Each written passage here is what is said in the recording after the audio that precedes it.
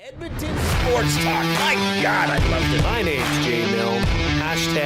#Blue. Our sports update deliverer, the Coon. I'm Zachary Kubish, and you're up today. You know what, Reid? You might be on to something. All right, here's what's going on in the Nest.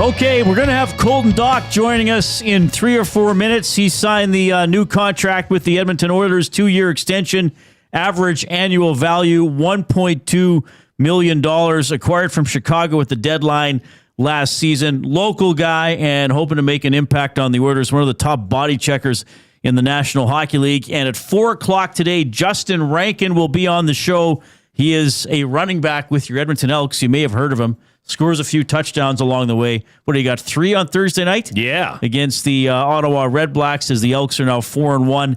Elks getting set to host the BC Lions on Friday night at 7. So we're going to do on location from the Commonwealth Stadium Rec Center for the show. And then Milne and Awanak will be on for the Commonwealth Stadium Green and Gold kickoff show at 6 o'clock, leading into the 7 o'clock game. And then they're on after the game for the post-game show. Elks are going to try to get to 5-1. BC has played, so everybody in the CFL has played 5 games, except the Lions have only played 4. They've already had 2 byes, so they only have 1 bye week remaining.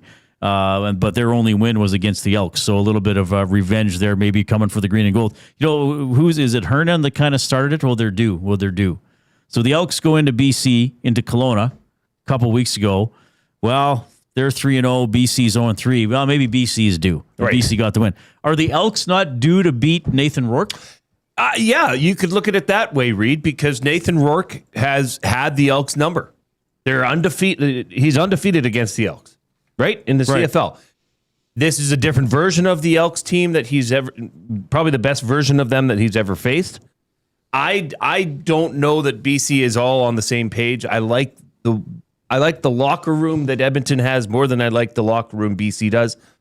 I think this is a definite winnable game for the Elks. All right. To get over the hump. Sorry, didn't mean to interrupt. You didn't interrupt. Well, we have a lot to get to again. We're going to have Colton Dach on in a minute or two, just getting him on the line. Justin Rankin at 4 o'clock. World Cup semifinals are set. Yeah. We'll have some fun with that. I didn't see a ton on the weekend, but I got to see a little bit more of Argentina and Switzerland. Other CFL storylines to talk about. Both Jay and I had. I would say, well, in my case, also I'll speak for you. Sure, we had busy and rewarding weekends.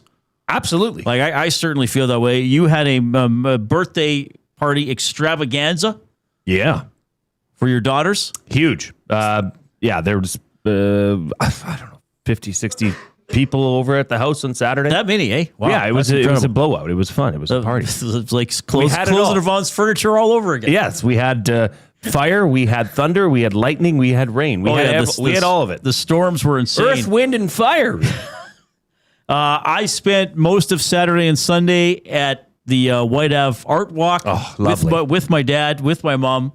We were all there, except for about a couple hours on Saturday. We were all there together the whole time. Mom and I had to go grab some last minute things on Saturday. But pretty interesting. Whyte Ave on a weekend is always great for people watching as well, which will tie into our off-topic topic and buying or selling and maybe some other things along the way. So we want to talk about those aspects of our lives too. Home Run Derby is tonight. We may get into that. I have a pet peeve about the Canadian Football League. Okay. I want to get to later. Sure. I can't remember if I brought it up before on air, but I've certainly said it off air. Oh, yeah. I think it's time to bring it up. It might seem very petty. Oh, from when you? I bring it up. Well, come on, Reid. Yeah, but it might seem overly picky, but I think people will understand what I'm getting at, perhaps, once I get to this. Words of the day a little bit later on. Thanks to Ben Thompson, who filled in for me on Friday. Wonderful. We got our young guys are really blossoming, continuing to blossom, which is awesome. I heard bits and pieces. I had a bit of a busy day Friday, but I heard bits and pieces of the show. You guys sounded great. Had a fun time. Oh, yeah. Talking a lot of stuff. So you know what? It was a nice, easy, relaxing show. Gave the young boys their flowers as well. Yeah, They as did they deserve. fantastic. And they're going to keep doing more and more. It was more and more weird though stuff. because I'm double the. So Ben was sitting there. Koob was at the technical desk like he normally is. Yeah. I'm double their age, combined. Like you know what I mean? You combine their ages. Really? That's how old I am. Oh, geez. So they're even less than that compared to me. Yeah. So what? Wait a minute. So Benny's 24? 23. 23. And Koob's 20. No, Coop's 24, isn't he? How did we figure it out? Well, I'm- you're I'm- 44, 45. 44 going on 45. Right. I think maybe, or is Coop still 22? Maybe. Why did kids say that? 7 going on 8. Did they just want to seem older? I don't know. Of course you're going on 8. That's how it works. It's the next day. That's Well, I how- guess if you're closer. Yeah, I'm 44 going on 45. Usually the joke is, but I think usually the joke, like if you have a kid who's really mature or into something that older people might be in, you'd say, well, he's 14 going on 64. Right. You know, if he's like doing something retired people would do. I But don't think little it's, kids say that. I'm 2 going on 3. Maybe going- 2-year-olds. Maybe 2-year-olds don't say that. 2 going on 3. Yeah. All right. I think we're going to connect with Colton Dach right away. I may have put the wrong number on the lineup. Who knows? We'll find out. This, of course, is the Oil Understood. Getting into this early today. The Oil Understood for GCL Diesel, providers of the best diesel engine components around, from turbochargers to injectors, fuel pumps to sensors. They are the critical engine component experts. Proud to serve Edmonton and Northern Alberta for over 50 years, and now a partner of Edmonton Sports Talk and the Reid Wilkins Show. GCL Diesel. Diesel. Understood. All right, let's go to the Oil Country Towing hotline. It is Oilers forward Colton Dach checking in. Colton, you're on with Reid Wilkins and Jason Milne. How are you doing? Good, thanks. Thanks for having me. Yeah, thanks a lot for taking time to do this. Let's start off just with your thoughts on getting this deal out of the way, 2-year contract. How are you feeling about everything? Yeah, obviously feel super excited. When I got traded here, it was nice to come home, and then kind of, before I was a fan, and now you just kind of get to be a player. You always just you just want to stay here. So really excited to get a deal done, and looking forward to the season. Yeah, I know you want to look ahead, but I'm hoping you'll indulge with maybe just a little bit of a look back on last season, the trade. You got banged up when you got here, didn't play a ton in the regular season. Got into 5 of the 6 playoff games. I know you weren't used a lot in those games, but just how did you look back on sort of everything you went through last year? I mean, yeah, it was definitely something I didn't really see coming, with the trade. But obviously really, really happy to one, come home and come to a team that, is a contender and wants to win and has the tools to win. So that's something I was really, really excited for. And yeah, maybe didn't play as much as I wanted, but I think I, was really happy. And as a kid, getting a chance to play in the Stanley Cup playoffs is something, you dream of. So it was pretty cool. Colton Dach joining us here on the Reid Wilkins Show. Colton, there's only one Connor McDavid on the Oilers. There's one Leon Draisaitl, but there's another way, and you know how to get the fans off their feet and behind you as a player. Oilers fans simply love a gritty, physical, imposing player, a blue-collar style player. Let's put it that way. Can fans expect that style of play from you for the next 2 years? Yeah, I think that's something I really enjoy, that part of the game. Growing up, I was, my dad played a little bit when I was younger. I think he was just finishing when I was born, but got to understand it through his friends and on how he played, and kind of just like that style of the game, and always a little bit of a chippier kid, and just kind of always adapted to it. You mentioned it before. I mean, you grew up here. You grew up in St. Albert, an area, and you were a fan. You just talked about your dad. I read somewhere that you guys used to go to games at Rexall Place together. So what does this all mean now, coming full circle for you, your friends, and your family to be playing for the hometown Edmonton Oilers?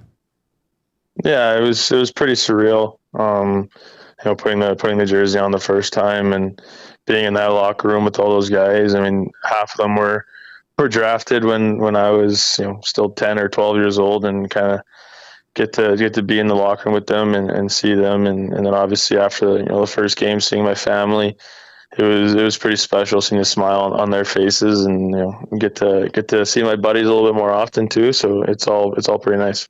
How much does it mean to you that the two guys you came to Edmonton with, albeit at different times, Connor Murphy and Jason Dickinson, have committed to this team long term? Yeah, it definitely put a smile on my face. It would have been a little difficult coming here, solo and not having those two. So I was very thankful to come with them, and obviously they were two guys that I looked up to a lot when I was in Chicago, and now I get to bug them again for another 4 years. So excited for that. Colton Dach joining us. Colton, it's funny because you grew up in the Edmonton area, so there's a lot of shows like this that dissect everything that happens with the Oilers. It certainly was an interesting time watching what happened with the coaching. The rumors, the Knobloch dismissal, and then ultimately Mike Babcock being hired. I'm just wondering, how close attention did you pay to that, and then maybe just your thoughts on now having Mike Babcock return to the NHL as the head coach of the Oilers. Yeah, I mean, I was when that stuff was going off on our season just ended, and my brother was still playing, so I was kind of focused on watching him and talking to him. Wasn't really getting caught up too much in that stuff, but obviously had some phone calls with Mike and got to meet him a little bit and talk. So really just kind of looking forward to seeing him and getting a little bit of confidence from him and trust. All right. I'm glad you mentioned your brother, because I had that down as a question for you as well. I mean, you're watching your brother go on an incredible run with the Habs. Not quite go all the way, but man, oh man, they were amazing to watch. I mean, is it just total brotherly love when you're seeing them do that? Is there any, oh man, I want that to be me next year? Or was it like watching Kirby? Yeah, it was awesome. Obviously, that's where I wish we would have been as a team with the Oilers, but to see him out there and playing in those situations, it was pretty cool. Got to go to Montreal and see him and watch it live, which was pretty fun. And kind of joked around with him a little bit, said I was going to wear his jersey to the rink, but it was pretty cool just to see him and just kind of understand what their team was going through as well, and hopefully bring some of that into myself, and hopefully we can get there and a little bit further this year. Okay, just a couple more for you. Thanks for being so generous with your time. Oilers forward Colton Dach on the line here. What about the off-season train? Like, we saw Bedard out there skating already, and he got hurt. Like, have you been skating for a while, or what kind of stuff have you been doing lately? Yeah, the skating's kind of it gets slowly ramped up. We got into the gym pretty early, pretty quick. Obviously, you take some time here and there to have a little vacation. Maybe it's a long weekend if you need it. But skating's kind of getting ramped up, and obviously we got camp here in a couple months. So just kind of really looking forward to that, and hopefully go in there and show them all my summer's work. If you don't mind me asking, you're an interesting case because you're an Oiler from the Edmonton area. Do you a lot of guys go to other parts of the world or the country are you around here most of the summer, or where do you spend the time? Yeah, no, I live here in the summer. Always have came home and spent the summers in Edmonton, and now just get the 365 in Edmonton. So it's a nice place. Well, there's people in the chat asking you if you like Donairs. That's like, we ask a lot of Elks that because they moved to Edmonton. And are you a Donair guy? I'm not. I actually don't know if I've ever really had one. Oh no. My dad is a big Sky High Donair though, so he loves that place. All right. And Jay sort of touched on your role. I just want to maybe expand on that a little bit. I don't know if you pay attention to the hit stat, but you were way up there last year, and especially remarkable because you missed about a quarter of the season. Like, do you look at that body check stat? And I'm hoping you can just expand on what I see as an ability to really agitate and wear the other team down. Like, I think that's something that the Oilers sorely need, that I think you can probably bring. Like, is that a priority for you? Yeah, it's always been something that's been instilled in my game. kind of, being a younger kid, hanging around my brother and his friends all the time. Sometimes you get the short end of the stick, and you got to make it known that you want to play with them. So, but it's something that I take pride in, and I like that side of the game, like being physical. No scrums in front of the net. Any chance we can, get a little bit of energy, and sometimes as you get a 4-on-4, we got the two of the best players in the world, so it's pretty fun to watch them out there. Okay. Well, Colton, congratulations on getting the deal done. We really appreciate you taking time to join Edmonton Sports Talk. Have a great summer, and we'll see you at the rink. No, thank you. Thanks again. Right on. The Oilander stood for GCL Diesel with Colton Dach. So, staying in Edmonton year-round now. I don't think anything surprising about his role or him embracing it. Interesting what he said, that playing with his brothers and his buddies, he had to make sure he got noticed sometimes. Hey, whatever works for you to get the younger brother. Yeah, you got to get stepped up. Yeah, but and I liked how he talked about seeing his brother do well with the Montreal Canadiens. Mentioned he has had a couple chats with Mike Babcock as well, so that's good to hear that the new coach is getting to know his players. Anything you take out of that? I think he knows what is expected of him. I don't think there's who knows what he can bring offensively. But if Colton Dach is not necessarily the most putting up the most world-beating numbers offensive, that's okay. I think, in my opinion, Reid, what I feel that this team needs, well, I think a lot of people feel that, is the physical presence that just hasn't really been there, right? I mean, when Vasily Podkolzin and Leon Draisaitl are your two most pain-in-the-ass players on the ice, that's probably not a great thing if, considering where they are in the lineup. I think Colton Dach, hopefully can fill that role that I think has been a void for this team, certainly last season. I think that now Colton. I'm just wondering how I want to step onto this path. Well, I'll just dive on it. Just jump, because our listeners, I think our listeners will know what I mean if I don't word it exactly properly. Trent Frederick came to the Oilers with a reputation of being able to hit, but also maybe get double-digit goals. Sure. Colton Dach came to the Oilers last year and now goes into a full season and hopefully feeling good. With the reputation of being able to hit, I would think that, listeners can tell me if I'm wrong, there is almost no offensive expectations from Colton Dach. I think he'll get points. I was on the oil stream with Trev. I thought, hey, if he got high teens in points, but was like a 300 hit guy, that's a great season. Oh, that's exceeding. And you're not going to feel like anything. Like, you look back on Frederick's season, and it's like, well, he actually wound up with a pretty respectable hit total, but you get the sense that there was a loss by having him in the lineup. Colton, like, if he goes out there, hits, agitates. He made a great point. He's like, if I get in a scrum and take another guy with me, 4-on-4. That's 4-on-4. Leon and Connor, that's almost like a power play for the Oilers. Well, and what a way to phrase that. What a way, like, that's what I mean when I say I think he understands his role. Right. Yeah, drag somebody to the penalty box with you. The Oilers in a 4-on-4 situation are heavily favored. Right. Given their superstars that they have, with the offensive playmakers that they have. If you're already thinking like that, that is a very positive sign, I feel, for the Oilers. Right. That's When's a the good last point. time you've heard somebody outwardly say that or suggest that or say, hey, maybe a guy like Curtis Lazar would have said something like that. Like, I get a lot of those vibes from a player like Colton Dach, even though how young he is. Right. I think he knows how to ply his trade and how to become a regular, especially on this Oilers team. It doesn't take much. It really doesn't. Like, when Clattenburg was up, you said he plays like his name sounds. Right. But just think of the emotion that Clattenburg drew out of the faithful at the at Rogers Place. Right. When he would just deliver a body check. I mean, right. For Colton Dach, I think this is a win-win situation. Be a noisy player. Yes. Like, play 10 minutes, but it feels like you played 17.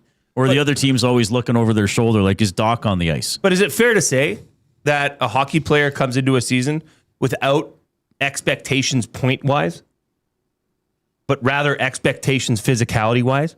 Like, to me, the physical side of things, Reid, I feel he can control that and manage that very well. Yes, if he's able to kick in the offensive side, even remotely, it's a win. Well, and I think his stats suggest he'll get points along the way. He'll get goals. I mean, when he finished the season up with the Oilers, when he was out there, he was noticeable. Yes. Oh, very much. Yeah, very much. Yeah. I think, player who's going to fill an important role. I think the Oilers need to play with more physicality. I think they need to maybe intimidate or agitate certainly more. I mean, that Ducks series, those agitators, like they swung a couple of the games in the Ducks' favor. Yep. So the Oilers have to have guys who can do that, or at least cancel out the guys on the other team trying to do it. And again, this is a big question. I brought this up with Trev. You and I are going to be talking about it all summer. How is Babcock going to make those players feel empowered to do that? It can't be 4 minutes in the first period, 2.5 in the second, and 45 seconds in the third. It's got to be they're put out there the entire game. Well, I think that is earned as well, and that is an accountability question. That is, do I trust this player in this situation? And once that box gets checked more and more, well, guess what? Those ice time, line times are going to become closer together as the season goes on. If everything's going the way that we've been told, that it's been talked about, that Bowman talks about, Coach Babcock, the plan, if that comes to fruition, you shouldn't see those 24-minute nights from Connor McDavid and Leon Draisaitl. All right, good to have Colton Dach on the show. Yeah, the new deal with the Edmonton Oilers is 2 years, average annual value, $1.2 million. 14th in hits in the NHL last season was Colton Dach with 219. And again, he missed basically a quarter of the season. So hopefully a guy who can get out there and crash and bang for your Edmonton Oilers. We are happy to hear from you this afternoon. You can email reid@edmontonsportstalk.com or jay@edmontonsportstalk.com. If you want to text us, you're using the River Cree Resort and Casino inbox, 780-218-9999. Don't forget about the Tap 25 Happy Hour, $5.25 drinks.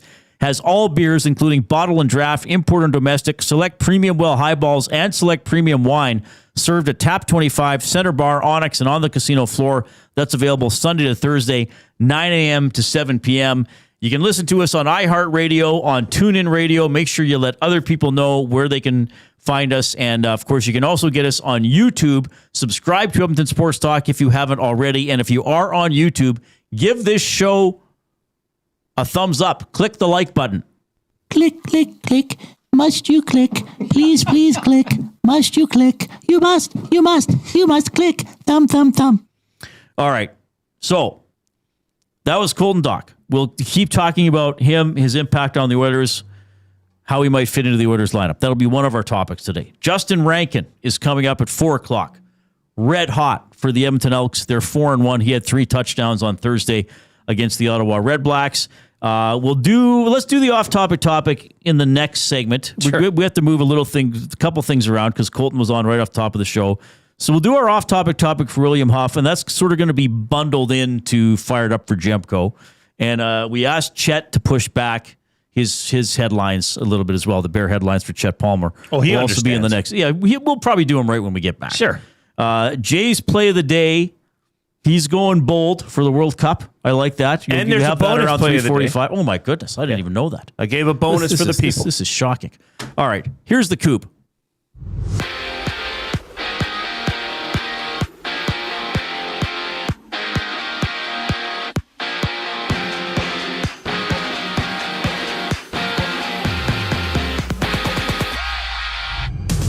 Day 1 of Elks practice entering week 7 against the Lions. David Beard, Jordan Williams, and Tyron Vreda were absent. Brett Boyko, Royce Metsche, and Justin Pace were limited, having Joe Robustelli as a full participant. And in case you missed it, the Oilers signed 23-year-old St. Albert native Colton Dach to a 2-year extension, $1.2 million average annual salary. Out east, the Sabres saving 25-year-old Peyton Krebs to a 4-year, $18 million deal, avoiding arbitration. arbitration. And speaking of arbitration, a dozen players are set to have their hearings between July 20th, next Monday, and August 1st. Philadelphia's Jamie Drysdale and Winnipeg's Cole Perfetti kick things off next Monday. UFC news: Conor McGregor is set to undergo surgery for an apparent knee injury he suffered just over a minute into his matchup against Max Holloway on Saturday. Meanwhile, it's the All-Star break in the majors. Home Run Derby tonight at 6 o'clock. The AL All-Stars battle the NL All-Stars tomorrow night,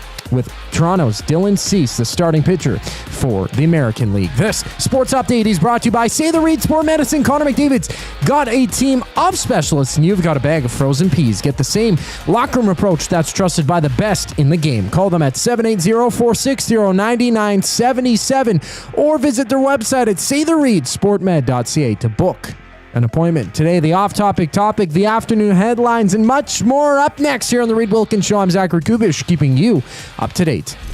Two guys and a goalie. The Anaheim Ducks have indeed matched the offer sheet they put forward by the Philadelphia Flyers. It was a signed contract. Might have been Ben Pope from the Chicago Sun-Times. He's like, we need to stop calling them offer sheets. Philadelphia didn't just make him an offer, and then Anaheim has to decide. Carlson had signed to go play for the Philadelphia Flyers. Two guys and a goalie, presented by GS Construction. Tuesday and Thursday afternoons at noon, only on Edmonton Sports Talk, your clear choice for Edmonton sports.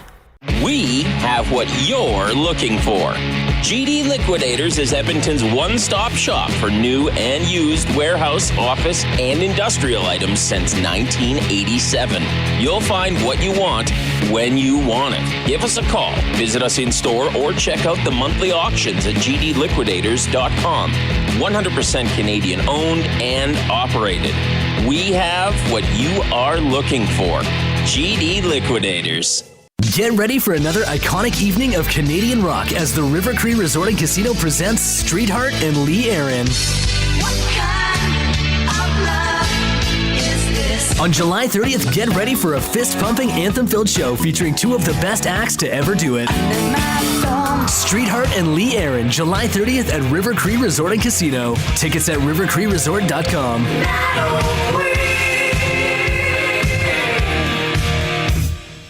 GCL Diesel has been serving oil country since 1972. From diesel cars to SUVs to pickups. From farm tractors to school buses to a big rig. From diesel generators to forklifts, GCL can test, troubleshoot, and repair all diesel fuel system components. Whether it's injectors, pumps, turbos, filters, or additive, GCL has the parts you need to keep your diesel running the way it should. For genuine diesel parts at wholesale prices, visit GCL Diesel in the West End or online at gcldiesel.com. GCL Diesel. Diesel understood. The Canadian Brewhouse has a happy hour for any scenario. You finished work early? Happy hour. You finished work because you accidentally hit reply all to the entire company? Big happy hour. Your boss said, great job. Happy hour. Your boss said, per my last email. Ugh, emergency happy hour. You finally closed the big deal. Happy hour. With a huge selection of ice cold drinks and great food, the Canadian Brewhouse has a happy hour for whatever just happened at work. The Canadian Brewhouse. Your day just got happier.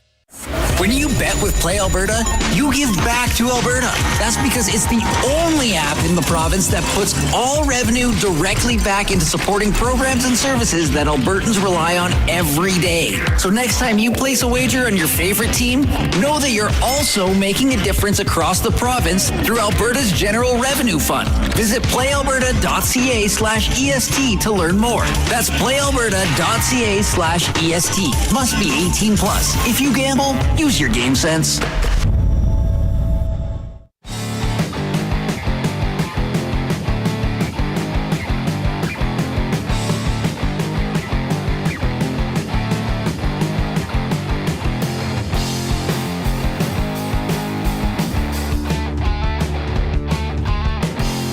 All right, good to have Colton Dach on the show from your Edmonton Oilers. He has a new 2-year contract.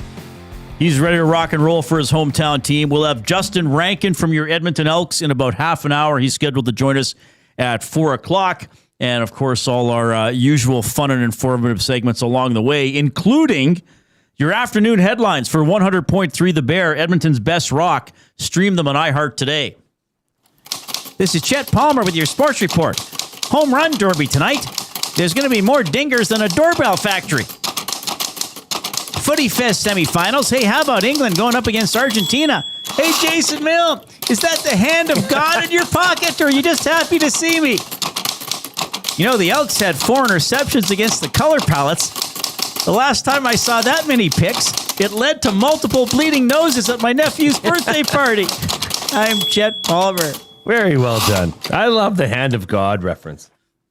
You know, we watched that whole sequence. Yes. Odd that there was no commentary on the rewatch. Yeah, because I was watching stuff that did have the commentary, and then you found the 8 minutes Just from the game. 8-minute stretch. Right.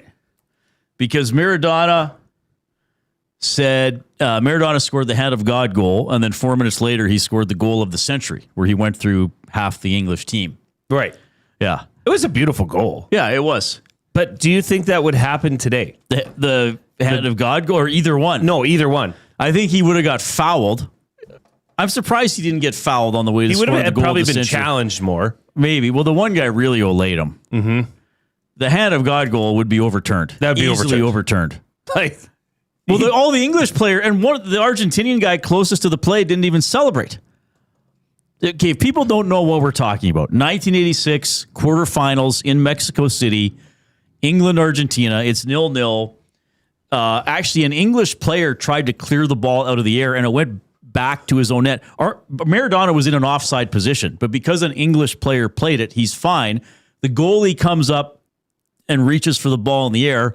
Maradona jumps to head it, missed, but he has his left fist up by his head and gives the ball a little bump with his fist, and the ball goes in.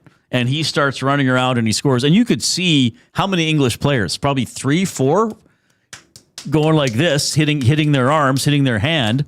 And the ref's like, no, look good to me. So, and then Maradona was asked about, well, did you use your hand on that play? The hand of God. Yeah. Which is in your pocket. Maybe. Queen Bee says, hey, Zach, you said Colton Dach was a St. Albert native. I think he's wrong, isn't he, from Fort Sask? I'm Born pretty in sure St. Albert. He's born in St. Albert, but he did play, I think, minor hockey or some form of hockey in Fort Saskatchewan as well. Right, so but I think they're in St. Albert now, aren't they? I believe, right. Yeah. He's from the Local greater boy? Edmonton That's area. why if you just Local say boy? Edmonton area like Edmonton I do area. sometimes, you're fine. Yeah. Yeah, you can get away with it. Yeah. I thought Colton was. I thought he was really good. Oh yeah, that was a good interview. Good that he made time for us for sure, and could be a really important player. I mean, if he plays his role the way it's supposed to be played, that's what the Oilers need. That's exactly what the Oilers need. And like, you know, what was 1.2? Oh yeah, I mean, really, there's almost zero risk in that move. right. In that side. And like you said, he knows what he has to do. Yeah, and he knows why he's in the NHL. There's not a lot of downside, I would say, but what about the potential upside? You know, when he was with the Oilers after that trade last year, I thought when Colton Dach was out, he was noticeable, Reid, in a very truculent manner. Right. You like the truculent word? Yeah, I've tried. Yeah, is that Brian Burke that started using that? Sure. We are both fired up. Well, Jay and I are often fired up, but for something very specific, and as we said, something very important, or people very important in our lives, occasion very important in our lives. Fired up for Gemco Fireplaces, proudly serving Edmonton and area for 45 years. The authorized dealer for Napoleon Fireplaces, whether it's gas or wood burning, look no further than Canadian-made Napoleon Fireplaces. All the Napoleon products you need are available at Gemco 9281 50th Street. Why don't you go first? Because mine will also lead into the off-topic topic. Yeah, no, it was Saturday. Fired up for sure. The beautiful day to start, and then you know the clouds start rolling in. So it was my daughter's birthday. We do a big, huge celebration with family and friends. The second weekend in July usually is when it all works out because they have birthdays all around that. So this way we can all get together at one time, sing happy birthday, have the cakes, have everybody together to mingle and catch up. So yeah, it was fantastic. I think, I know I bought 70 burgers and they were gone. There was like one left that got eaten at like midnight or something. Right. So it was great. Then the big thunderstorm that came through. Right. That came through and it was a monsoon for 20 minutes. So we tucked everybody into the garage, and then it went away. And it was a beautiful night. Coob was there. Benny was there. YouTube Trev was there. And then all my, as much of my family that could make it. And Coop the Corgi was there. And a whack of friends and other kids.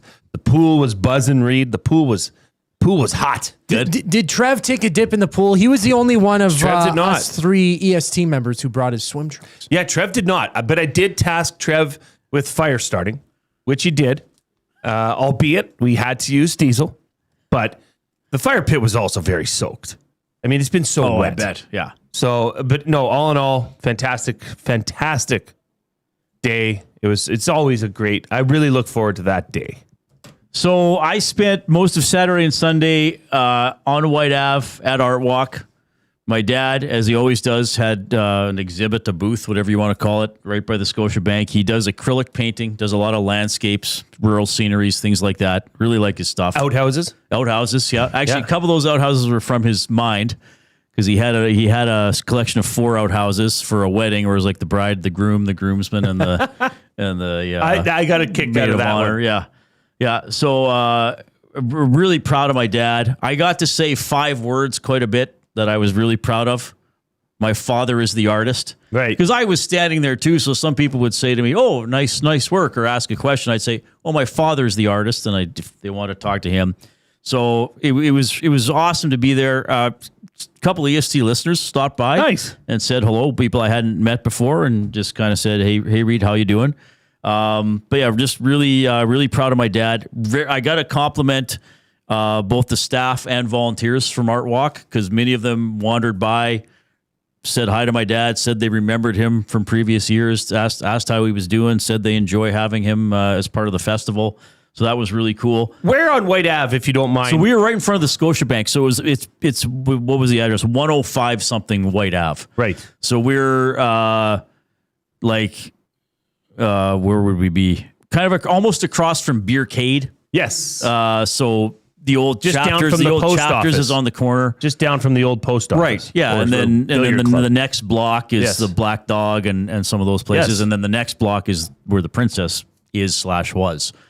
So really, it was just a rewarding weekend. Just except for a couple. Mom and I had to go leave on Saturday morning after we set up because we realized we forgot chairs. We got a couple lawn chairs to sit in, and I set up Dad's Square account so he could do the tap on his phone. Because Howard Sales, if you don't mind. He sells stuff. Yeah, good. I don't know if he'd want me to say how much. No, but it was good. He sells stuff for sure. And a lot of people just look, or you hear them walk by and be like, "Oh, that's nice," or he has business cards. So it was very cool just being there with my dad, with my mom. Like an art connoisseur, this would be the gold mine. Well, yeah, I mean, you have so many local artists. Well, exactly. Yeah, like my brother. He had I've purchased Alan Milne stuff, yes. Right? So he was there. That's why he was late to the birthday party. Right. Because he was selling his artwork. So it's a great event. Well done to the Whyte Ave. Is it the Whyte Ave Art Walk? I think it's called Whyte Ave Art Walk. Okay. Yeah. I think the Paint Spot might put it on. I'm not sure. Or maybe they organize it for whoever. Now, also, when you are on Whyte Ave for a total of about 14 hours over 2 days, as I was. Long time. There's a lot of opportunity for people watching. Now, you and I have been. I mean, if you live in Edmonton, you have something to do with Whyte Ave. I would hope. Sure. You see all sorts of Whyte Ave. You see all sorts of people. Now, I got to be careful how I present this, because I want to present this without judgment, but I am presenting it with curiosity. Sure. Okay, and I want honesty. This is our off-topic topic for William Huff. Since 1952, William Huff has provided industry-leading advertising solutions for thousands of valued clients. Their unparalleled customer service, combined with decades of industry expertise and a desire to make every job the very best can be, is what they call the William Huff Advantage. Visit their website at williamhuff.com or give them a shout at 780-454-4536. It's Whyte Ave. It's the summer. See a lot of young people. A lot of people of university age in their 20s live around Whyte Ave. Fun time. So they're of the latest styles and fashion, and what are young kids doing these days. But I'm going to say this, and yes, I realize this is going to make me sound old, or maybe to Coob going to make me sound like an unk. Maybe not. Maybe Coob will be like, yeah, Reid, I understand. I saw what I thought was a surprising number of people with facial piercings. Okay? Now, these are not new. People with nose rings, nose studs, things like that, that is not new. That's been around for a while. But I feel as if I saw a lot of people with them, and I saw a lot of individual faces that I thought had a lot of piercings. For example, I saw one person who had 4 nose rings on either nostril. That's a total of 8 nose rings. Like hoops? Yes, Mini but on hoops. the nostrils. But you saw a lot of septums being pierced with a big, well, not always big, but something hanging out from the center Like a of the bull nose. ring. Right? Yep.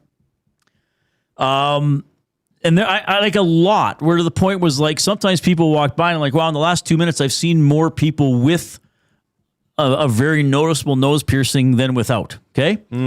The most interesting thing I saw, and this I actually thought it would be uncomfortable, were lips pierced, but like it looked like a finishing nail down through the top of the lip on either side. So they almost looked like fangs. Right. Decorative piercings. Right. Now, I personally believe it's your body. Do what you want. Yes. I'm not saying that I am against this.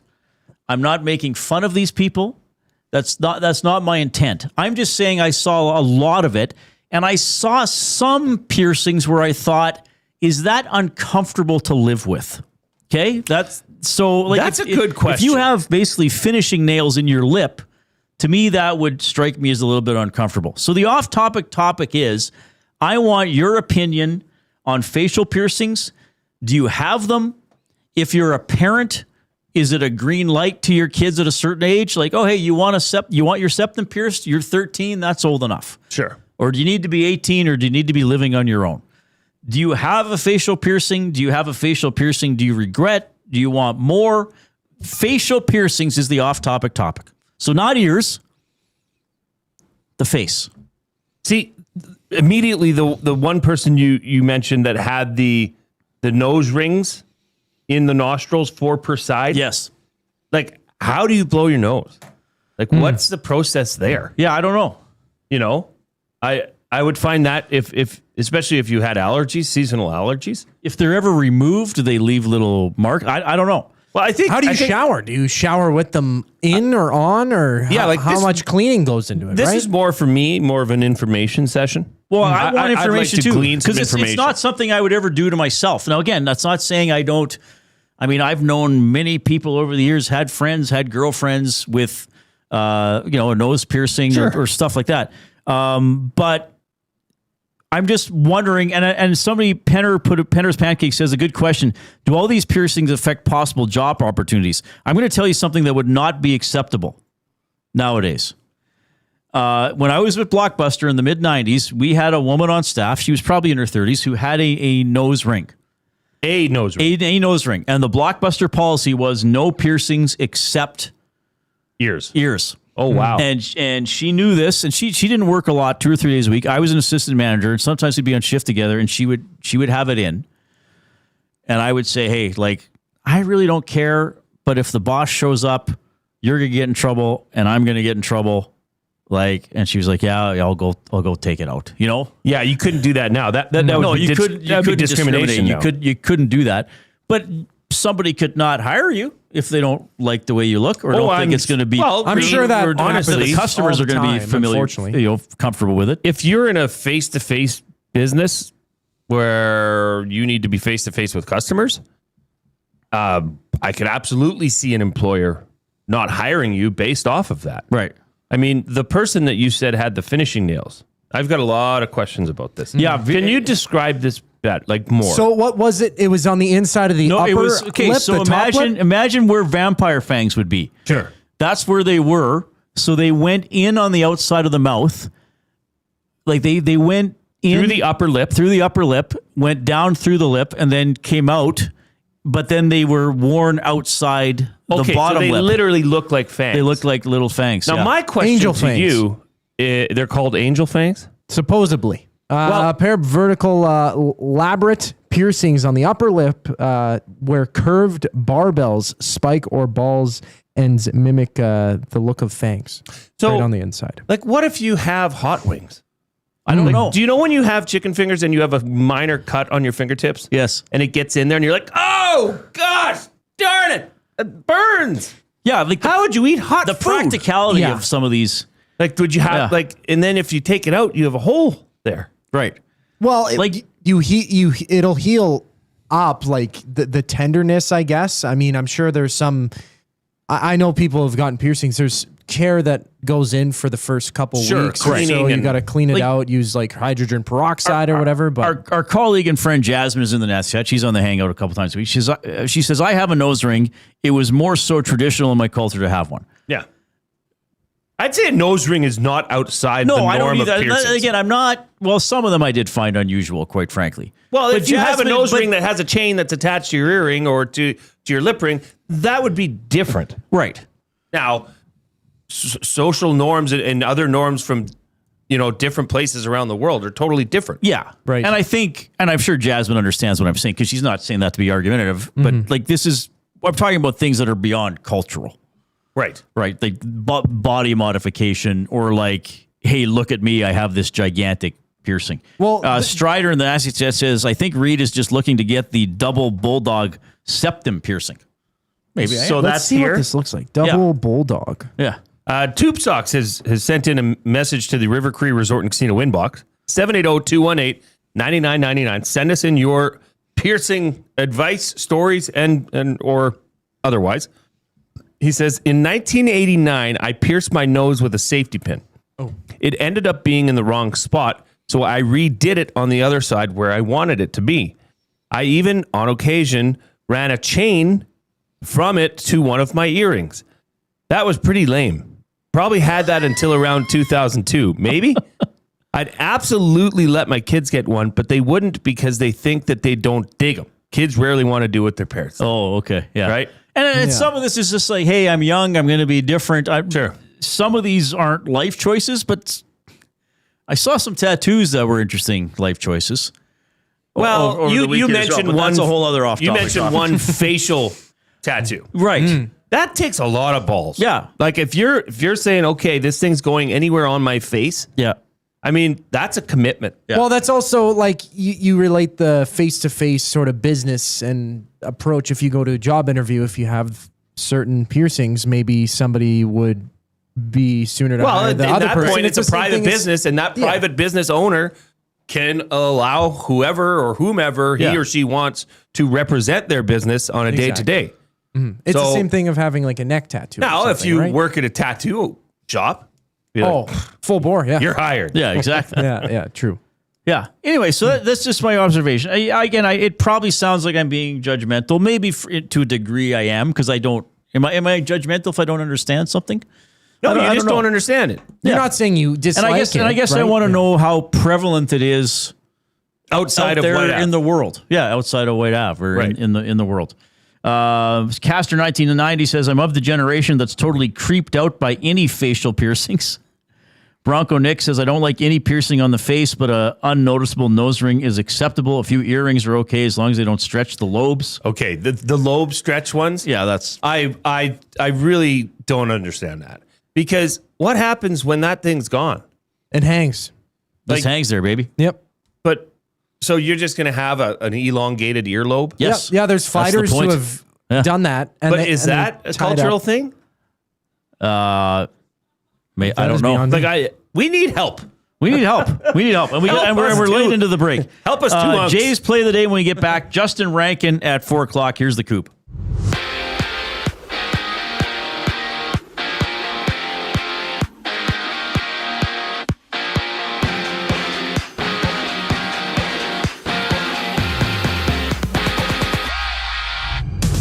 The Elks were back at practice entering Week 7. They faced the Lions on Friday from Commonwealth Stadium. David Beard, Jordan Williams, and Tyron Vreda were absent today. Brett Boyko, Royce Metche, and Justin Pace being limited on the field, having Joe Robustelli as a full participant. And in case you missed it, the Oilers signed 23-year-old Alberta native Colton Dach to a 2-year extension. Average annual salary $1.2 million per season. Out east, the Sabres aving 25-year-old Peyton Krebs to a 4-year deal, $18 million contract, avoiding arbitration. And speaking of arbitration, 12 players are set to have their hearings between July 20th and August 1st. Philadelphia's Jamie Drysdale, Winnipeg's Cole Perfetti with theirs on Monday. To the UFC, Conor McGregor, he's set to undergo surgery for an apparent knee injury he suffered just over a minute into his Saturday headliner against Max Holloway. McGregor vowing that he will make a return once more. Meanwhile, it's the All-Star break in the Majors Home Run Derby tonight at 6 o'clock. Tomorrow, the AL All-Stars battle the NL All-Stars. Dylan Cease, the starting pitcher for the American League. This sports update is brought to you by Paramount Flooring. Edmonton is expecting some changes this offseason, and I'm talking about your flooring. Paramount Flooring brings over 30 years of trusted service and expert installation. No permission is needed to speak with them. Visit their showroom, open 7 days a week, or online at paramountflooring.ca. It's the Reid Wilkins Show here on Edmonton Sports Talk. We're back from the break with more discussion. I'm Zachary Kubish, keeping you in the loop. The oil stream. I don't think there's a team in the league that's got a better group of young talent that's secured at that price. Well, there isn't a team. It's the Montreal Canadiens. I think this does lead to a conversation on, is this what you do now? I think so. You give these guys coming out of their first deal $9 million, so you don't have to worry about somebody trying to snag them and screw you over and pay them $18 million. Oil Stream, presented by Boston Pizza. Monday, Wednesday, and Friday afternoons at noon. Only on Edmonton Sports Talk. Your clear choice for Edmonton sports. Sentinel Storage congratulates Canada Soccer's men's national team for breaking new records, making history, and showing us Canada is a soccer nation. From local fields to the world stage, our athletes make us proud to call Canada home. Sentinel Storage, official storage partner of Canada Soccer. At Firehouse Subs, our subs are freshly toasted, stacked high, and crafted to satisfy. Each sub is piled high with premium meats, melty cheese, and toasted to perfection. Firehouse Subs brings bold flavor to every bite, all served on a freshly toasted roll. But we're not just feeding Edmonton, we're fueling it. Dig into the brisket hat trick, piled with slow-smoked brisket and melty cheese. Or go to the Firehouse Subs fan favorite, the Hook and Ladder. Made to order with smoked turkey, honey ham, and Monterey Jack cheese on a perfectly toasted roll. With 15 Firehouse Sub locations across Edmonton and the greater area, it's easy to grab a hot and hearty sub close to home. Firehouse Subs. Hot, hearty, made to satisfy. Get ready for another iconic evening of Canadian rock as the River Cree Resort and Casino presents Street Heart and Lee Aaron. On July 30th, get ready for a fist-pumping, anthem-filled show featuring two of the best acts to ever do it. Street Heart and Lee Aaron, July 30th at River Cree Resort and Casino. Tickets at rivercreeresort.com.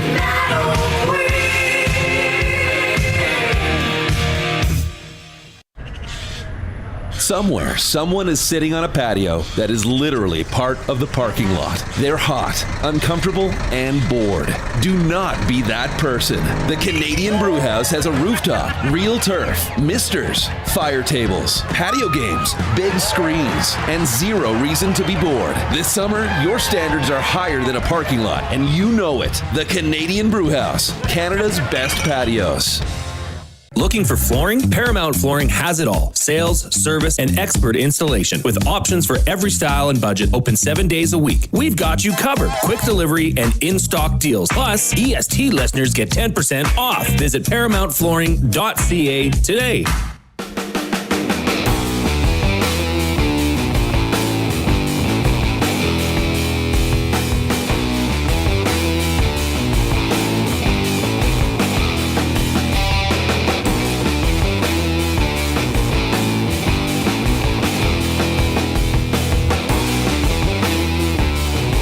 Okay, in about 5-7 minutes, we'll have Justin Rankin on the show, one of the stars of the Canadian Football League, having a huge season for the Edmonton Elks. It's Jay, it's play, he's Jay, it's today. It's Jay's play of the day. It's Jay's play of the day. Jay's play of the day. Presented by Play Alberta. When you bet with Play Alberta, you give back to Alberta. That's because it's the only app in the province that puts all revenue directly back into supporting programs and services that Albertans rely on every day. So next time you place a wager on your favorite team, know that you're also making a difference across the province through Alberta's General Revenue Fund. Visit playalberta.ca/EST to learn more. Playalberta.ca/EST. You have to be 18 and older to play, and if you gamble, use your game sense. All right. Jay's play of the day for today. Because tomorrow's World Cup game starts at 1, I had to get this in today. Okay, so I think France and England are going to qualify to make the World Cup final.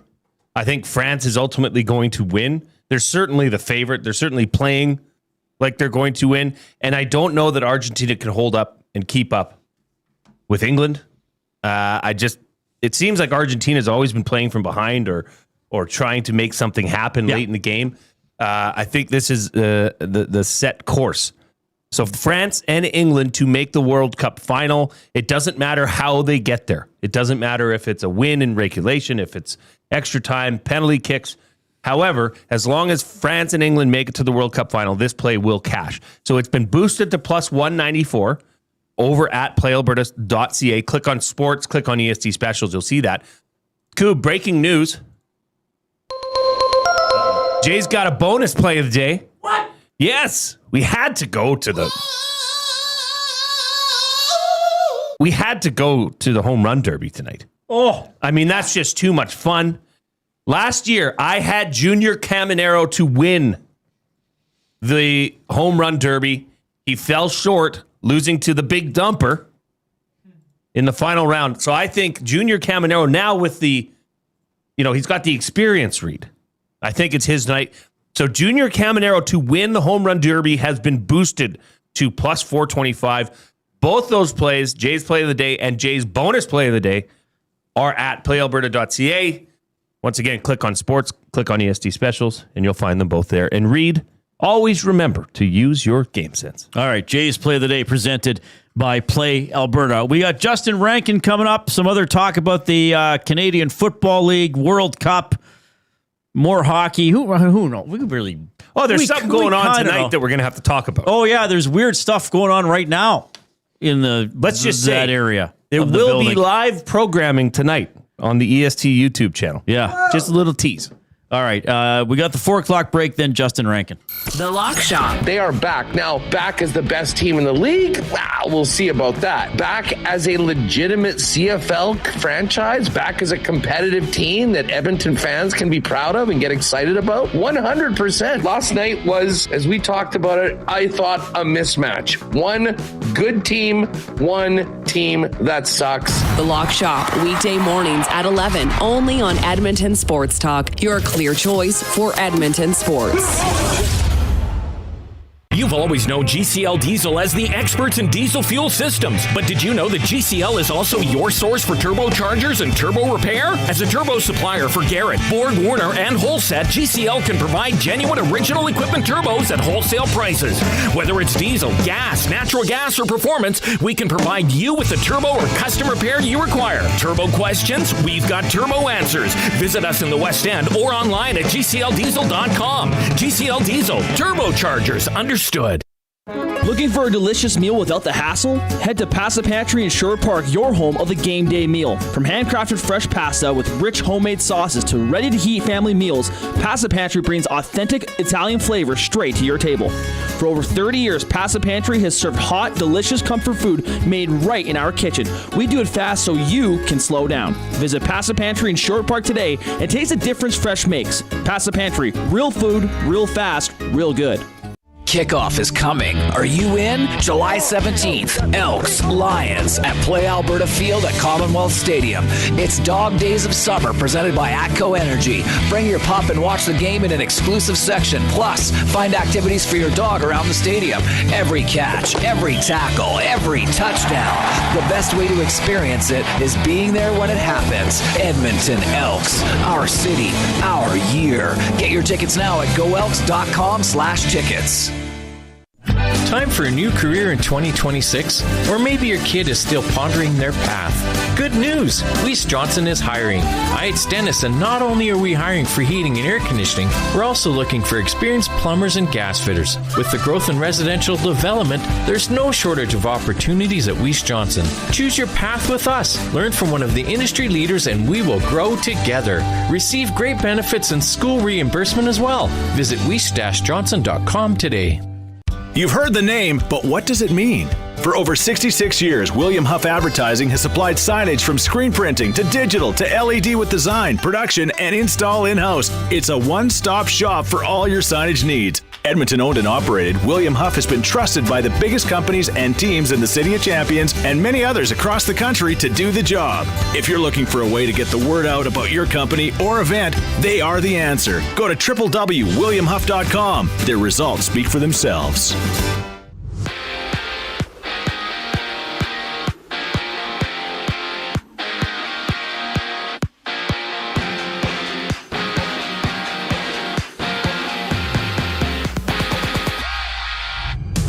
Day 1 Elks practice, week 7. They'll face the Lions on Friday from Commonwealth Stadium. David Beard, Jordan Williams, and Tyron Vreda were absent from the field today. Brett Boyko, Royce Metche, and Justin Pace being limited, having Joe Robicelli as a full participant. And in case you missed it, the Oilers, they being 23-year-old Albertan native Colton Dach to a 2-year extension, average annual salary of $1.2 million.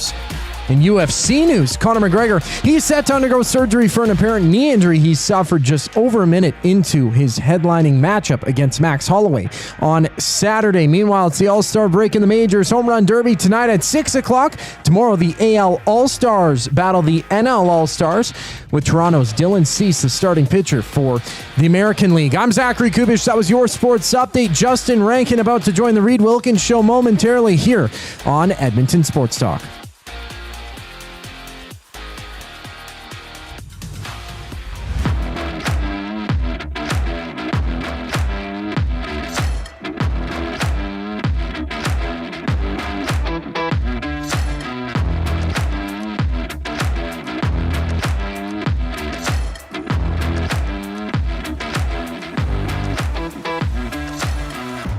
All right, thanks for joining us this afternoon. Justin Rankin's going to join us right away. We are in the Canadian Brewhouse studio.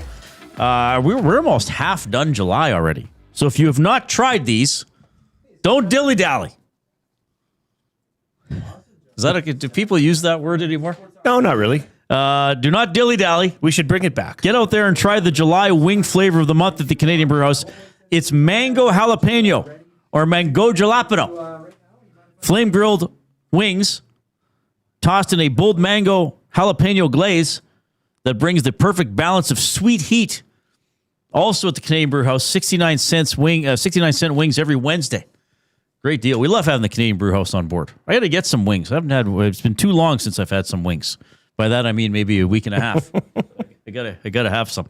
Okay, we had Colton Dach to start off the show from your Edmonton Oilers. We now have one of the most prominent members of the Edmonton Elks joining us on the Oil Country Towing Hotline. Oil Country Towing, Edmonton's most trusted 24/7 roadside rescue team. Fast, safe, and reliable for over 15 years. Whether it's game day or a snowstorm, we work as hard as your favorite team to get you going. Call 780-986-6088 for all your towing needs.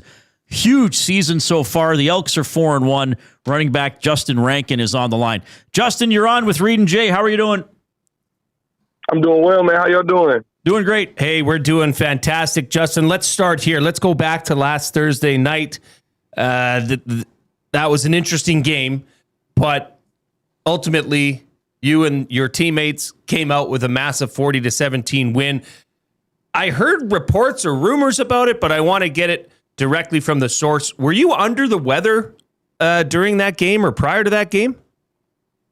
Yeah, I was sick for like the past 2 weeks. I've been sick. I had like a bad cough. I wasn't sleeping too much. Like the cough was keeping me up to like 2 a.m. every night. So yeah, I was struggling for like a good week and a half since before the BC game. So this is an honest question. Are you worried about being sick or ill for playing for games anymore? If you can put up those kind of numbers, I mean, can we just keep this thing rolling along, Justin? Yeah, I would prefer not to be sick though, because that was a struggle. But I mean, shoot, man, I just had to dig deep for the guys, man, and try to play football for them because they was out there putting their body in a line, everything that they got. So that's only right for me to do the same. Justin Rankin, Elks running back, joining us here on the Oil Country Towing Hotline. Look, I said it was an interesting game because I really felt that that first drive of the game, you and that offense marched the ball down the field. You bounce it outside, touchdown, 7-0. Everybody's thinking, okay, wow, this train's rolling. And then things just kind of went quiet. Then enter the fourth quarter, you and that offense and the defense turned the ball over as well, but erupted for 24 points. To me, that felt like that was a bit of an attitude fourth quarter for the Elks. Was that how it was feeling for you guys in that huddle? Yeah, I mean, 100%. Like, I think as a team, we've been pretty good in the fourth quarter, like consistently all year. The biggest thing for us is, we always talk about starting fast, finishing strong, and we definitely did that. Obviously, in the first and the fourth, the biggest thing that we just want to work on is being able to sustain that throughout the entire game, and not having those hiccups. Obviously, you're not going to score every drive, but if we can push to try to score every drive, like we'll be a way better team. And if we can limit the 2 and outs and limit some of the dumb mistakes and penalties, I mean, man, we'll be a good team to play against. Now, one thing that became very clear during that game was the emergence of Javon Leake as the feature back in the backfield. Now, I know my colleague here and host of our pregame, our Elks pre and post game show, has been begging for that, just because it's a dynamic duo. There's so much power and speed with both of you at that position. Was that something that was game planned through the week, or was that something that offensive coordinator Jordan McSimick noticed during the game, which led to Javon Leake getting more feature back touches? Yeah, it's something that, we've been talking about for the past couple of weeks, was just trying to get Leake involved more. If you look back to last year, to the, year before that, Leake's been a huge part of just of the team, a spark to the team, a huge energy guy. Like, he makes plays, and, I mean, the whole sideline erupts, right? Like, everybody loves watching Leake run. I mean, he's one of the fastest people I've ever seen. So, it's definitely, it was nice to be able to get him in the offense and get him going. I mean, shoot, I think through the first 3-4 games, like every time he's touched the ball, it's gone for like 12, 13 yards, right? The biggest thing was just trying to get him in there more consistently. And, I think we're figuring that out. It's still early. So, I'm just excited to be able to see him on the field a lot more. Justin, I want to ask you something specific about when you get to the second level in terms of whether it's on a swing pass or it's a run play and you break through the big bodies. I just find that, how soon do you have to make a decision to set up a defensive player to miss a tackle? Or because once you're in the second level, I don't think anybody's touching you. How soon is that? Like, is it instantaneously as soon as you get through to some green grass, you're already predetermined how you're going to set this up so you can get to the end zone? Yeah, I mean, everything's happening pretty quick out there. Like, those guys, they're paid to play football too. Those are some phenomenal athletes. So, I mean, like, shoot, you got to be moves ahead. Most of the time, like, I'm not even looking at, the defensive linemen or the linebackers. I'm already, once I'm through the defensive line, I'm already looking at the safeties, where the safeties at, because I can see in my peripheral where, the linebackers are. They're normally right in front of me or right to the side of me. So the biggest thing is just, like, obviously, like you said, you make the first couple guys miss. What are you going to do with the last line of defense, because they're there, right? Like, they're in their pursuit angles. They're sitting back there waiting to come down and, make a play. And, again, like, those are good football players. So if you're not ready, if you don't got a plan, you know what I mean? Like, shoot, those guys are going to make a play on you. Justin Rankin, Elks running back, joining us on the Oil Country Towing Hotline. I know Jay just asked you about Javon Leake. I'm wondering if you can expand on your relationship with him, because TSN had ISO of you when he scored his touchdown that called back, and you might have been the most excited person in the stadium. Yeah, I told him, like, we were talking about it today, and, I was like, dude, I almost got a penalty. Like, I think I was running in the field while you were running on the field, and I got down there, and I'm like, oh, I'm tripping. I got to get to the sideline. But, man, like, that's my guy, that's my brother. Like, we're with each other every day. You know, we talk every day. We talk in the off season. You know, it's not just like a work relationship. You know, I'm talking to him all the time. Like, we go through stuff together, help each other with our problems. You know, that's really one of my best friends, man. So to be able to see him shine, to be able to see him succeed, you know, regardless of what it is, like, you know, I love seeing it, man. Like, it's phenomenal. You know, I truly believe we're two of the best backs in the league, and you know, when we're both hitting all cylinders, like it's hard to stop. You know, it's very hard to stop. David Beard went down. Mark Cordy came in. I'm wondering if you can touch on the offensive line, and then just also, you know, the luxury of having a player of Cordy's caliber who can step in. Yeah, it's tough, man. Like, Beardo going down, like, obviously that's a huge loss. You know, like, he's one of the leaders of the team, one of the leaders of the offensive line in that room. So, I mean, it's tough, but, like, we got a lot of depth all over the place. And it's crazy. I think we've been showing that all year. You know, normally, like, when you have this many amount of starters and this many amount of guys being hurt all year, like, I mean, you're in shambles as a team, right? But it's amazing to see that we have so many guys that are locked in, that are, you know, second, third, fourth string, that there's no drop off. Like, you know, another guy comes in and shoot, I mean, we went and scored another 2-3 touchdowns with Cordy in the game. Like, I mean, it's amazing to be able to see that. Obviously, it sucks that Beardo's down. It sucks that, you know, what Manzi is down. But again, to be able to see the depth of our room, like, you know, that's a good sign for years to come. I've been really impressed with the Elks defense this season. 4 interceptions to kill drives against the Red Blacks. Yeah. I want to ask you what it's like practicing against that defense. I know you don't hit like you do in games, but does that help you in the offense to practice against the defense? Oh yeah, 1,000%, man. I think they're playing at an elite level right now. You know, and we're always talking as an offense, like we got to step up to the level that they're playing, because I mean they're playing some football, like great football. You know, like it's crazy to see them out there doing some of the things they're doing, and it doesn't stop. You know, in practice, like these guys are flying around every day, all day in practice, trying to get the ball out, trying to intercept. I mean, I hear them talking crap to Cody every single day. You know, like I swear they got like a vendetta against Cody, just trying to see how many picks they can get on him during practice, you know. But I mean, I think it makes us a lot better as a team, right? Like, again, when you got depth on an entire team like that, that's all playing at an elite level, iron sharpens iron. At that point, you know, you're gonna be good. All right, your next game is coming up on Friday. You play the BC Lions and Nathan Rourke. They are your only loss this season, and I know you haven't been there for all of this. But the Elks have never beaten Nathan Rourke, 0-7 against him. Does this? I know you guys always say you treat every game the same, you respect every opponent, but I'm wondering if there's a little fire in this one, or where it's like, okay, we got to finally beat this hotshot quarterback. Is that talked about at all?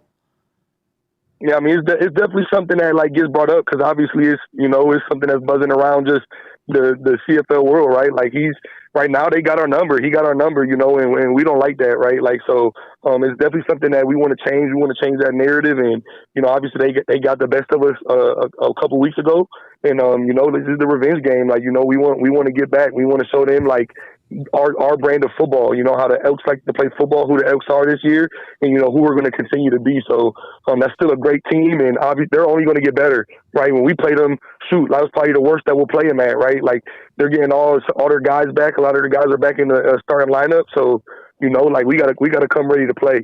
Like, I mean, I keep saying it. I know their record doesn't show it, but you know, that's a sleeping giant. You know, you wake that giant up, and that's going to be a damn hard team to beat. Justin, I just have a couple more questions for you. Thank you for being so generous with your time. We appreciate you having you on the show. Look, 2 weeks ago in Kelowna, the rushing game, it just wasn't there. They got you going in the receiving game, but I think at halftime you were -2 yards. Like, it was a very uncharacteristic game for that offense. How do you change that this week, this Friday? What do you need to change to get that offense ticking and moving the way that it has been in other games? Yeah, we can't panic. We can't freak out. We got to play our football, you know, like how we know how to play football, what we've been preaching all year, what we've been practicing all year. You know, I think, you know, as things started to go like south, like we kind of hit the panic button a little bit, and, you know, one mistake led to another, and one turnover led to another turnover. You know, if we protect the ball, like, I think it's a completely different game, right? And that's the biggest thing that we need to do, like, is just limit our mistakes and, you know, protect the ball. If we do that, like, we have a great chance of winning, you know, against anybody. So that's really the biggest thing, like it's just believing in what we do, believing in our scheme, believing in our ability, and shoot, that's all that matters is the people that's in the locker room. It doesn't matter what they do. We got to take advantage of what they're doing and what they're giving us. Justin, nobody in CFL history has ever reached 1,000 receiving yards, 1,000 rushing yards. I know, look, if you're sick of answering this or not answering this question, I apologize in advance, but I have to do this. You're on pace, man. And I mean, I know it's you're not even a third way through the season, but you're on pace. Do you think about that, Justin? No, it's hard not to think about because everybody keeps asking me about it. But it's not something that I'm like at home, like, like, oh man, I got to go for this many yards to be able to, I just want to win. Like I could go for 1,000, and we don't make the playoffs. Like it's an unsuccessful season for me, right? Like, so that it doesn't matter to me too much. If it happens, it's a great team accomplishment. Being able to be a part of history, doing something that nobody's ever done before. Like this entire team gets to say that they did that. They were a part of that. We were here for it. So that would be awesome, right? Like that would be awesome to be able to do. It would be awesome to be able to do that with the guys. Like so, yeah. Like obviously, it's like in the back of my head, and again, like it would be really cool to do something that nobody's ever done, but it's not something that I'm constantly thinking about every day, or like, oh man, I got this many yards. I got to average this. Like I don't even know the statistics on that until people bring it up. Just before I let you go, was it Ohio? You're from, right? You grew up in Ohio? Yeah, Oberlin, Ohio. Okay, how do you compare the thunderstorms and rainstorms we get in Edmonton to the ones back in Oberlin, Ohio? Very similar. Like the weather between Ohio and Edmonton is very similar, except when it snows and gets cold out here, that's just like, it's like a freezing cold, and it's way colder. Like where Ohio is more like a slushy cold, fluffy snow, not too much ice out. There's a lot of ice out here, but the weather is very similar, like the thunderstorms, the all four seasons, the raining, the snowing. Sometimes there's been years where it rains, the whole month of June, just like it did up here. So it's not too much of a, difference if I'm being honest. I'm like, oh, this is just like the same where I'm from. So it's another day. Okay. So you weren't freaking out when you probably couldn't see out your window with the rain on Friday night. Oh, no. I've driven in many storms just like that in Ohio. Okay, well, you're a storm yourself on offense this year. A lot of people in our chat thanking you for you and the work of your teammates, and they want you to keep rolling here against the Lions on Friday. Thanks so much for checking in, Justin. I'm sure we'll talk to you again. Hey, yeah, man, I appreciate y'all for having me. Thank you. Right on. Justin Rankin on the Oil Country Towing hotline as he continues to shine for the EEs. 3 touchdowns, just... the Elks on Thursday, I didn't work Friday, so I didn't get a chance to talk about the game on air. Not sure people still want to hear from me about it. But, was it a perfect game? Of course not. But did they stick with it? Yes. Did they eventually take control of the game? Yes. Did Ottawa have an answer for anything they did in the fourth quarter? Not really. Didn't they have close to 600 yards of offense? Yes. And this is with an OC that's still getting criticized? Well, Reid, I was very clear in saying that this was probably one of the best games I've seen from, if you're going to evaluate offensive coordinator Jordan McSimic, I would say this was one of his top games. Mm-hmm. Because instead of just trying to beat the same drum, they switched things up. They did. Give them credit. They found ways to get Javon Leake running the ball up the middle. Yes. They found ways to get Justin Rankin the swing passes that Javon Leake would normally get. Totally reversing course and probably fooling the Red Blacks because they hadn't seen that. So kudos to them for unlocking a totally new part of their playbook. Right. And boy, did it work. Javon Leake, were it not for that unnecessary roughness penalty, that's another 60 yards add to that offense. Right. Plus another 7 points. This was a juggernaut of a team. So, yeah, if the Elks... Because here's the thing. I think for the Elks, that is so beneficial to have a quarter like that says, look, these guys couldn't even breathe. We were all over them offensively, defensively. Vincent Blanchard's 13 for 13 on the year. I don't think we're talking about him enough. I don't think we are either. I mean, because when you're not talking about a kicker, that means they're doing their job. Right. What were we talking about for the first 5 weeks of last year? Is field goal kicking. We didn't know what we're going to get from. You know, it was Jekyll and Hyde performances by Vincent Blanchard. Not this year. He's 13 of 13. Yeah. He's one of only 2 kickers in the CFL that are perfect. Now, he has missed a couple extra points. Okay. Not great, but still, when the bigger points matter, he's perfect. This team realized that when they're moving together and in the same direction, united together, offense, defense, special teams, it is a wagon. Yeah, and it's going to be tough against the Lions. I mean, Rankin mentioned they're getting healthier. Now, I think there's still question marks around their defense, even though they had a better game against the Elks a couple weeks ago. They had a bye, so for BC, this is actually a home and home. Edmonton had a game in between. This Elks secondary is outstanding. I mean, they got the potential to be real. Like I was thinking today, like are they better than the 2015 the secondary? Maybe not the defense as a whole. This secondary is the best secondary. That was a pretty good secondary 11 years ago. I said it from training camp. Watch for this secondary. Yes, because J.J. Ross and Tyrell Ford on the other side. That's the best 1-2 punch cornerbacks in the CFL. Tyrell Ford is actually the guy that's getting more challenges thrown his way. Right. That says a lot about how good J.J. Ross is. Just the entire secondary. Jalen Garnes holding things down at safety. Mm-hmm. I mean, yeah, they're doing what they should be doing, and they make Jake Mayer was throwing the ball around pretty well. Reid on Thursday night. Well, they didn't run the ball in the second half. Well, they couldn't. They were the one panicking. They gave up for a change, right? Where the Elks just stayed with it and switched some things positionally, not so much schematically, and it worked. But when the ball is thrown against the Elks secondary, like they're not going for a knockdown. I mean, and you saw that with those picks. Like a couple of them, they're running the pattern better than the receiver. Yes, and I think did they get 1 PI or 2? But they're not committing PIs because they're getting beaten. They're committing PIs because they're getting such a good jump on the ball, which I can live with. More like, I don't know where the ball is, so absolutely. I grab the guy. Like Cordell Jackson, Reid, both his interceptions. He could have had 4 interceptions that game. Yeah, they did miss a couple. He was running the routes. Yeah. And you know what? That's what a long week will give you. When you can have time to film, study these guys, prep, know what they're going to do before they do it based off of their alignment, based off of, different factors. But that's what that long week does. Now they get another go at BC, who they played not that long ago. Yeah. And oh, by the way, BC hasn't played anybody since. They've been on a bye week. So BC's had a lot of time. And I personally like the Elks coming off of a last week victory going up against BC, who was off the bye. I like that matchup for the Elks.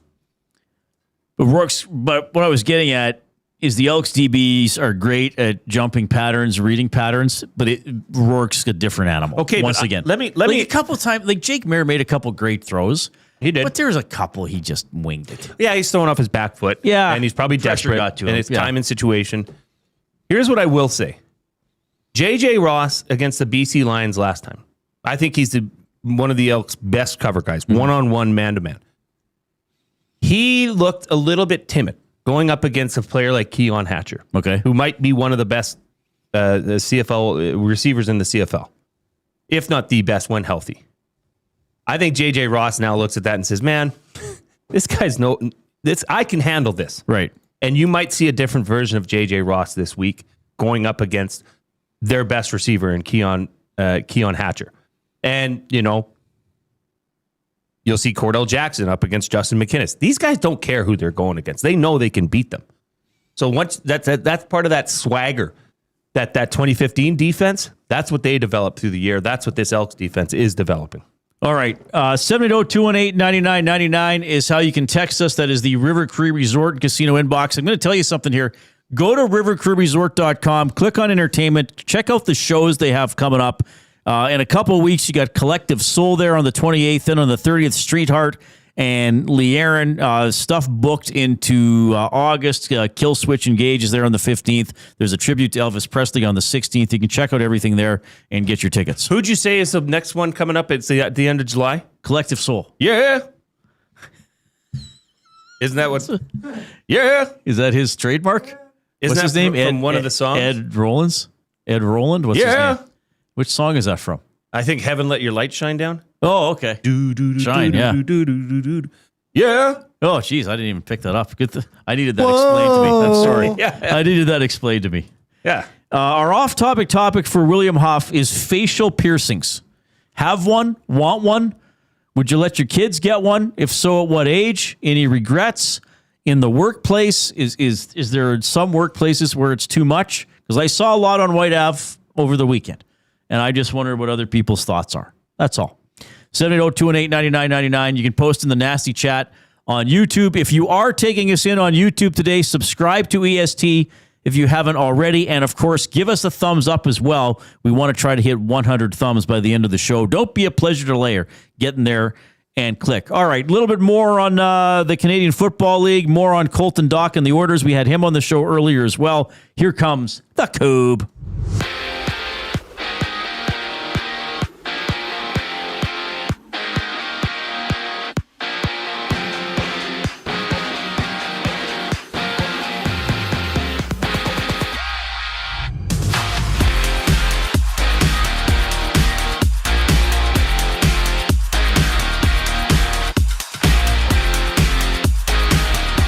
Day 1, Week 7, Elks injury report. David Beard, Jordan Williams, and Tyron Vreda were absent from the field, having Brett Boyko, Royce Metier, and Justin Pace limited. Plus, Joe Robustelli was a full participant in practice. The Elks, they play host to the BC Lions Friday night with kickoff at 7 o'clock. And earlier, the Elks signed American defensive lineman Carmine Bastone to the practice roster. He comes fresh off of 5 seasons with Northwestern University. And over the weekend, the Oilers signed 23-year-old RFA forward Colton Dach to a 2-year extension. He comes in at $1.2 million per season. To the UFC, Conor McGregor is set to undergo his surgery for an apparent knee injury he suffered just over a minute into his headlining matchup in UFC 329 against Max Holloway.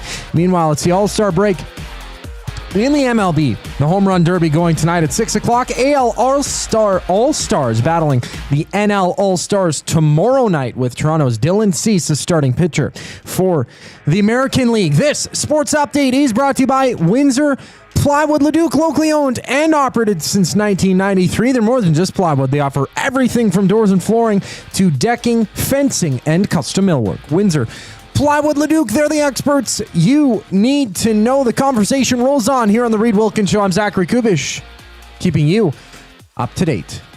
The Nielsen Show with Lieutenant Eric. Justin Rankin, man, I mean, just unbelievable. He has to be in the MOP conversation. I would argue that right now he's the front runner just based on what he's doing from being on pace for 1,000 yards rushing and 1,000 yards receiving. Now he has to keep it up, and he's going to have an otherworldly season. The Nielsen Show with Lieutenant Eric. Weekday mornings 6 to 9.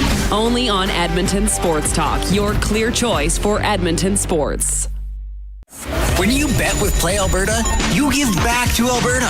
That's because it's the only app in the province that puts all revenue directly back into supporting programs and services that Albertans rely on every day. So next time you place a wager on your favorite team, know that you're also making a difference across the province through Alberta's General Revenue Fund. Visit playalberta.ca/EST to learn more. That's playalberta.ca/EST. Must be 18 plus. If you gamble, use your game sense. At Firehouse Subs, our subs are freshly toasted, stacked high, and crafted to satisfy. Each sub is piled high with premium meats, melty cheese, and toasted to perfection. Firehouse Subs brings bold flavor to every bite, all served on a freshly toasted roll. But we're not just feeding Edmonton, we're fueling it. Dig into the brisket hat trick, piled with slow-smoked brisket and melty cheese. Or go to the Firehouse Subs fan favorite, the Hook and Ladder. Made to order with smoked turkey, honey ham, and Monterey Jack cheese on a perfectly toasted roll. With 15 Firehouse Sub locations across Edmonton and the greater area, it's easy to grab a hot and hearty sub close to home. Firehouse Subs. Hot, hearty, made to satisfy. When gambling, set a budget before you play. Stay informed and visit GameSenseAB.ca to learn how. Remember, if you gamble, use your game sense. Tonight tonight on Will It Store? One man, 6 bikes, and all the winter decorations still boxed up in the garage. Don't be that guy. Make space for summer with Sentinel Storage. Try 4 weeks free at sentinelstorage.ca. Since 1952, William Huff has been the heartbeat of Edmonton's advertising world. From humble beginnings to a citywide powerhouse, we've been the go-to for signage from print to design and installation. Partnering with Edmonton's top sports franchises and major events, we've helped shape the city's global reputation. Our secret? Unmatched customer service, decades of experience, and a passion for excellence we call the William Huff Advantage. Visit us online at williamhuff.com.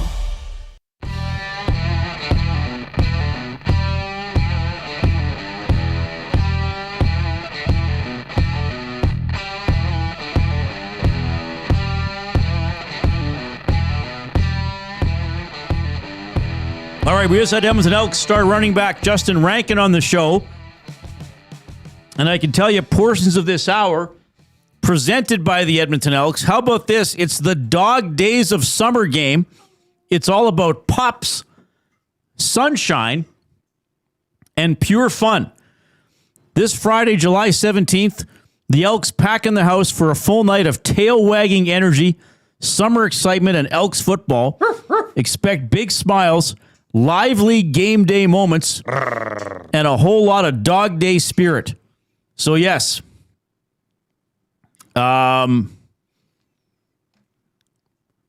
This is, you can bring your dog. That's fantastic. Now, if you are going to bring your dog, I suggest, though, going on the Elks website and finding the Dog Days of Summer logo and just reading through the rules. The FAQs. You can't just bring your dog in. There's a section entrance of, as a dog owner might expect. But bring this your is still own pretty dog fun. bags. Yeah, it is pretty fun. It's not like you can just roam everywhere you want with your puppy. No, like your dog can't be the kickoff kid and go retrieve the tee. That's right. Read the off-topic topic today for William Huff, as you alluded to before we left for the break. Facial piercings. Yeah. What do you think? What are your thoughts? What are you saying, huh? Alicia Hemming has wrote in on the River Cree Resort and Casino inbox. I met her about a week and a half ago. Correct. Just randomly in public. She came up and said hi. Very nice of her. As a 24-year-old, a lot of my friends have nose piercings. They're pretty common these days, but I don't know how many people with lip, eyebrow, or other facial piercings. I don't believe any of them have had issues finding jobs either, and a lot of them are teachers. So the nose piercings, I think, is much more common than it used to be. Right, having a stud or a hoop in your nostril, outside of your nostril. Yeah. So that's great. That's good. I don't think that. To me, that's a bit of a fashion statement. Yeah, and this probably proves that I'm also not around a lot of people 25 and younger anymore. You're an unk. Yeah. Right? Yeah. But I think what you were alluding to was the person with 8 nose rings and how common that is. Right. You don't see that all the time. Yeah, I felt like that was a lot. Yeah, that would weigh you down. I still never have gotten the ear one with the big hoop. Oh, like the lobe extenders? Yes. Where they start with small, they're look like little stones, and then all of a sudden it gets bigger and bigger. And that never comes back from what I've understood. I do not think that fills in, no. Or shrinks. No. Huh. The doc says it's 2026. People with piercings and tattoos are the majority in offices now. Yeah, maybe. I don't know. I feel like the location of tattoos changes with the generations. How so? Well, okay. I remember, no, I don't have any tattoos.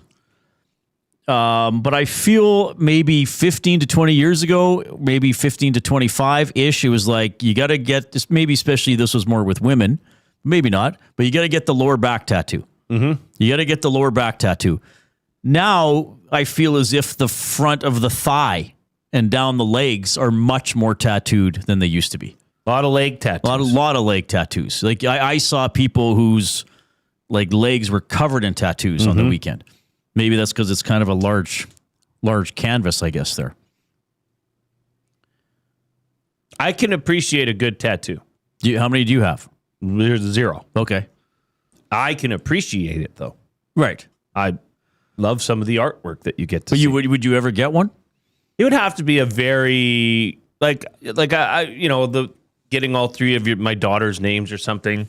Yeah, like a meaningful, not just random. Like, oh hey, that's a nice picture of drawing of a fish. I'll get it on my leg. No, like I know my wife's stepsister. They used to go to a tattoo shop in Calgary. Okay.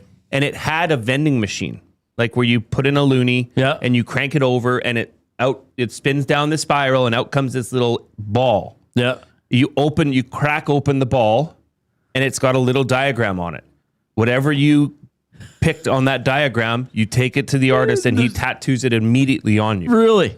So like she had like a stick man holding a sword or something. And like, that's, to me, that is such a commitment. Like, I wouldn't just do that. Yeah, like, what's the point? And sure, call me old school. I really don't care. That's just my personal thought. Right. But for them, it was like a night out. Yeah, to me, I don't know. And it's, that's pretty brave. That is pretty brave. I must say. You know what's brave? Ben Thompson. Yeah. Living at ESTHQ. I don't know why he wants to do this. I don't read. It's probably for the fame and fortune. Probably. That will come with it. No, you didn't get to because I hogged the machine. I went golfing during the commercial. Mm-hmm. So he's got his VR. Are you going to tell anybody what? You're just eating. I got some Mexican chili chips. We often talk about these. I had some in the cupboard, so I was like, I might as well have a couple on air. This might be one of the greatest things I've learned about Reid Wilkins is that he loves Mexican chili chips like nobody else. He even offered me a chip. Yeah. That's nice. No, now I'm finishing the bag myself now. I have my fingers all down in there. Gotcha. So Benny's living here. He did shoot a Cribs clip, like MTV, EST Cribs. Yep. So that's up on our socials. He showed you around his crib. Yeah. Tonight will be the world premiere. Of Benny at Night. At 7:00 tonight, Benny, it's all set up. It's ready to go. We'll be live streaming his NHL video gaming action. Oh, my goodness. So you're going to have a camera on Ben, a camera showing the stream, showing his game, and all the audio that goes along with it. Yeah, even a logo. It's for Benny at Night. There's already the YouTube thumbnail up with his controller in hand. Benny at Night, 304 NHL win streak, plus hanging with nasties. So Trev and Benny were in some discussion about the NHL. Chell, as the kids call it, the video game. And even Maddie was just testing the Oculus. Meta. So at one point, Benny was the number 1 NHL online player in the world? I think so. He was up there. He's 300 and some and 0-0 against other human beings, not against the computer. No, against other humans. We still say that. I'm going to play the computer. Benny, what's your ranking? I think he went out. I don't know if he does it. He's too old. Yeah. Oh, he stepped out of the house for a bit. He aged out. You know, it was weird when I showed up today. I meant he was too old to play the game anymore. When I showed up to work today, I thought maybe I should take my shoes off now at the top of the stairs because it's Benny's house. Where is he cleaning himself? I think he's sponge bashing. The less I know about this, the less you know, the better. There's 2 bathrooms for a reason. You have concerns. There's I know. No shower. Well, no, I think he goes to a fitness facility near here. Okay, and maybe that's where he went to go get fresh and clean for the big stream tonight. Well, the only food I saw that he brought into the fridge was protein bars. Protein bars and an energy drink. Reid. Those are important. Now, what was I playing? I had to virtual, it's so Reid had the Meta glasses on, and what is that stuff called? Virtual reality? Joystick?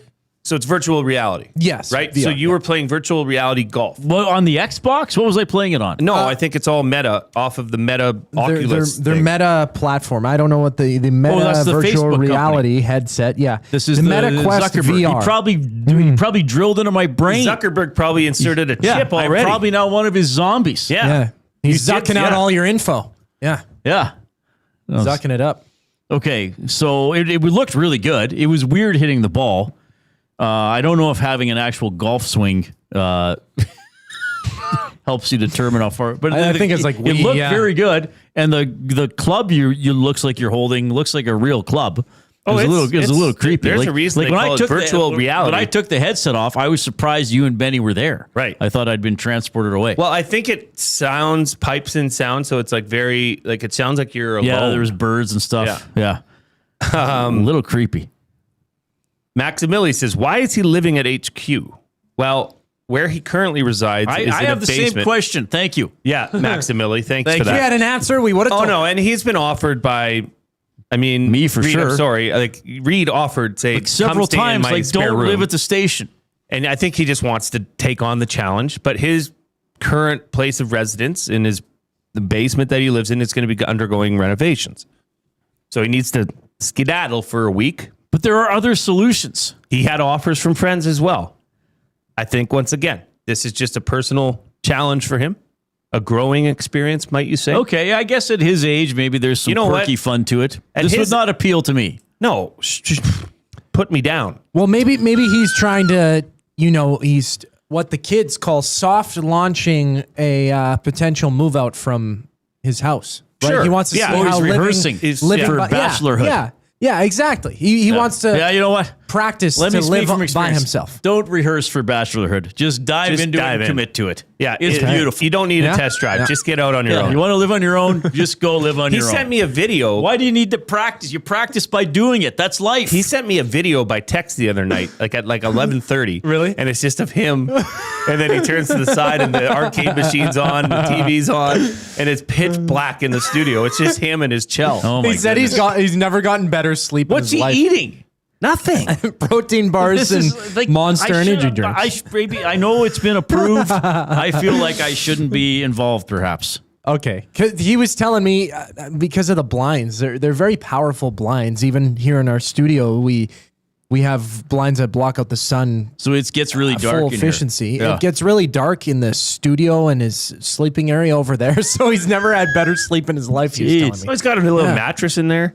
Check out the Where video. did you get the mattress? It's on. I don't know. We probably found it in a dumpster. I might need a mattress. I'm starting to believe that his renovation story is might be bogus. Well, He hey, might hey, I'll tell you one thing. The cost is very affordable. Well, yeah. Let's put he it doesn't down. have to use for gas sure. to That's get a to good work. point. I Yeah, think that's he a good can roll point. out of bed and be at work. For a young 23-year-old, this is totally acceptable. Okay, as long as he's not 33, 43 and still thinking this is cool. Well, I heard that Dustin, I think up in Fort Mac, had to live, or somewhere along his he young did. broadcasting career, lived at the station But didn't for he, like 3 months. Didn't he hide it, was though, from his low-key. bosses?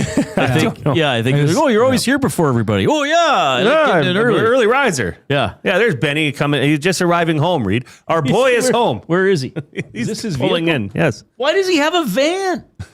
Who is this kid? Why He's got a whole U-Haul why here. does he have a white van that says free candy?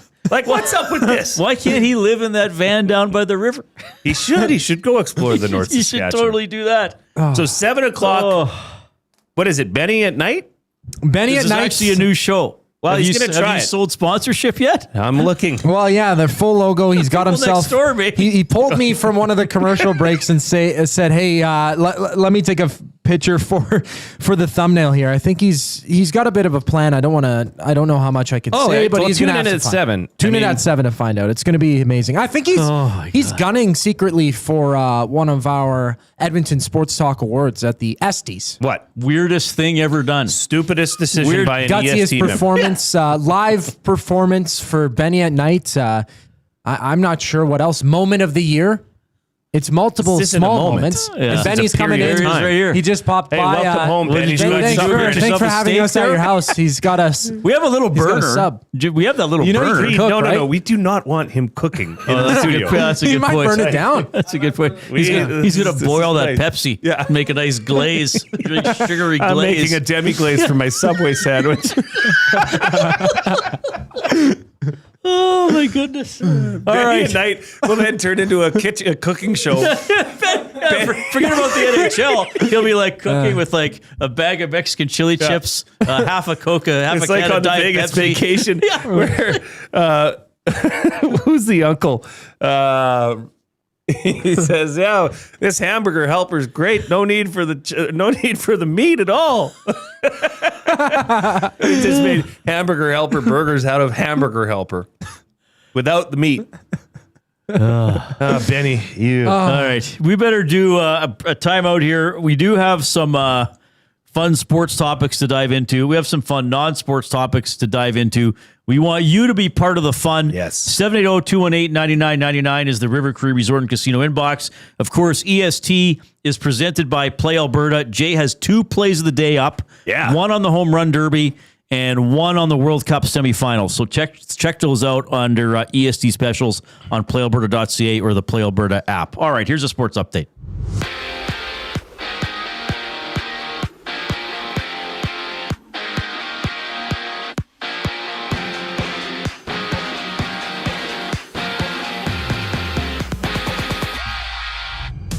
Day 1 Elks practice entering week 7 against the Lions on Friday. David Beer, Jordan Williams, and Tyron Vreda were absent. Brett Boyko, Royce Metche, and Justin Pace were limited on the field, having Joe Robustelli as a full participant. An American defensive lineman Carbine Bastone joined the Elks practice roster fresh out of Northwestern University. The 23-year-old suited up in a total of 39 games for the Wildcats. And over the weekend, the Oilers signed 23-year-old forward Colton Dach to a 2-year extension. He comes in at $1.2 million per season. Over to the UFC, Conor McGregor had an early exit in UFC 329 with an apparent knee injury. He's set to undergo surgery he suffered just over a minute into his headline bout against Max Holloway. Meanwhile, the All-Star break at the majors. Home Run Derby tonight at 6 o'clock. Tomorrow, it's the AL All-Stars battling the NL All-Stars. Toronto's Dylan Cease, the starting pitcher for the American League. This sports update is brought to you by the Edmonton Elks. This Friday against the Lions, it's the Edmonton Elks Dog Days of Summer, July 17th, presented by Atco Energy. Lock in your tickets now at goelks.com/tickets. The Reid Wilkins Show resumes following the break here on Edmonton Sports Talk. I'm Zachary Kubish, keeping you up to date. The EST Hangout. Trent Frederick or Tristan Jarry, who's more likely to have a bounce back season? I think Frederick would be a Babcock guy. I think the way that Babcock wants the game played, I think he'll gravitate towards Frederick. And on top of that, we've seen the Oilers management step out and say that Frederick was not used properly last year, which I disagree with. Bowman's gonna be talking to Babcock, hey, give this guy a shot here. The EST Hangout, presented by Sentinel Storage. Weekday mornings 9 to 11, only on Edmonton Sports Talk. Your clear choice for Edmonton sports. Looking for quality building materials and friendly advice? Visit us at Windsor Plywood Leduc, family owned and locally run since 1993. From interior materials for doors, flooring, baseboards, and all the finishing touches to all you need for your outdoor projects like cedar lumber for decks and fences. Plus, all the plywood you'd need. Our full-time on-staff carpenter can help with anything odd-sized or custom. And from domestic hardwoods to exotic selections, we've got you covered. And if we don't have it, we'll track it down for you. Windsor Plywood Leduc. We're the experts you need to know. When you bet with Play Alberta, you give back to Alberta. That's because it's the only app in the province that puts all revenue directly back into supporting programs and services that Albertans rely on every day. So next time you place a wager on your favorite team, know that you're also making a difference across the province through Alberta's General Revenue Fund. Visit playalberta.ca/EST to learn more. That's playalberta.ca/EST. Must be 18 plus. If you gamble, use your game sense. Tonight on Will It Store? One man, 6 bikes, and all the winter decorations still boxed up in the garage. Don't be that guy. Make space for summer with Sentinel Storage. Try 4 weeks free at sentinelstorage.ca.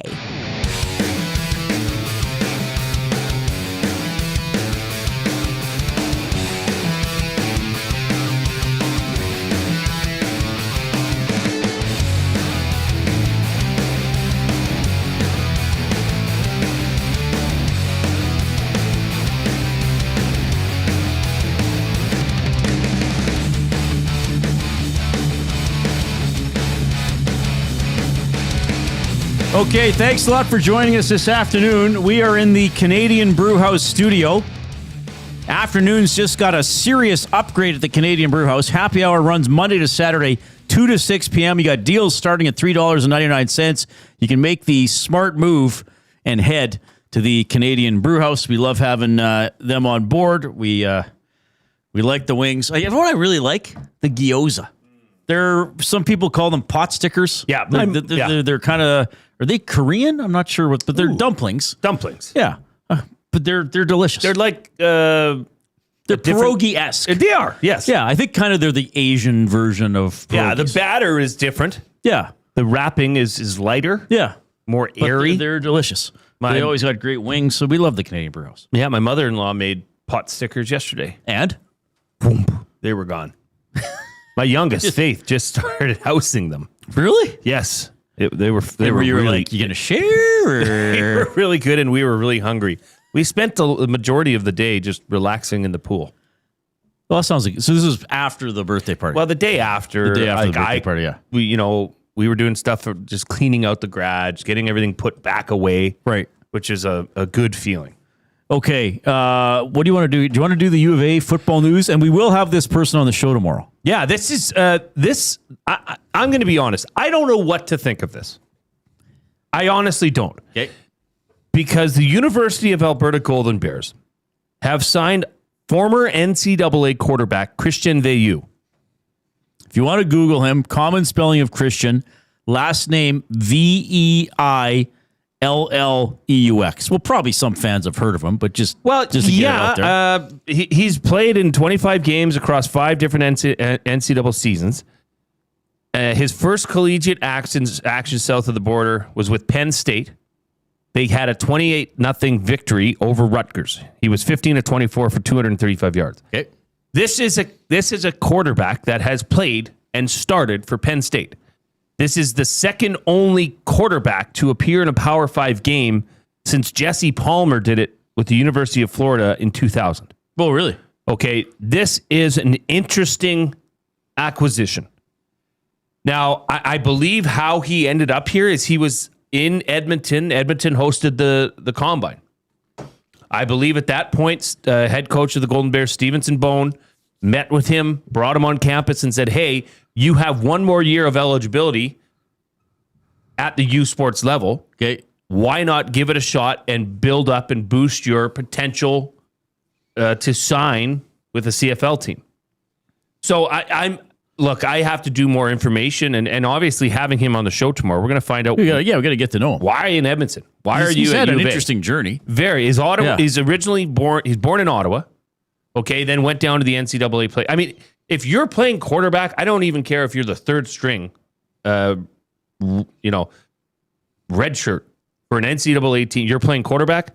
You're better than most quarterbacks in U Sports, if not all, for sure, right off the bat. Not to mention, you actually put up very impressive numbers for Penn State early on in his NCAA career. Right. So this is interesting, Reid, because you know as well as I know, at U Sports and Canada West level, if you have the it quarterback, it can change your whole outlook. Yes. Especially if you have somebody that can run the ball, use his legs. It could be a total game changer for this Golden Bears team, albeit for 1 year. And, there's question marks for sure. Like, what are they going to do with fifth-year quarterback Eli Hetlinger, who's had a pretty good career with the Golden Bears? Yep. Harry Ainley product. They've also brought in Saskatoon Hilltop Conference MVP of the Prairie Football Conference, Trey Reeder, out of Saskatoon. Okay. So this pushes a lot of things back, but to have that opportunity, and who knows? Who knows how it pans out? The Canadian game is much different than NCAA. Mm-hmm. But nonetheless, a huge, discussion point. It sure caught the local amateur football scene off guard today. 3 Down Nation's writing about it, Reid.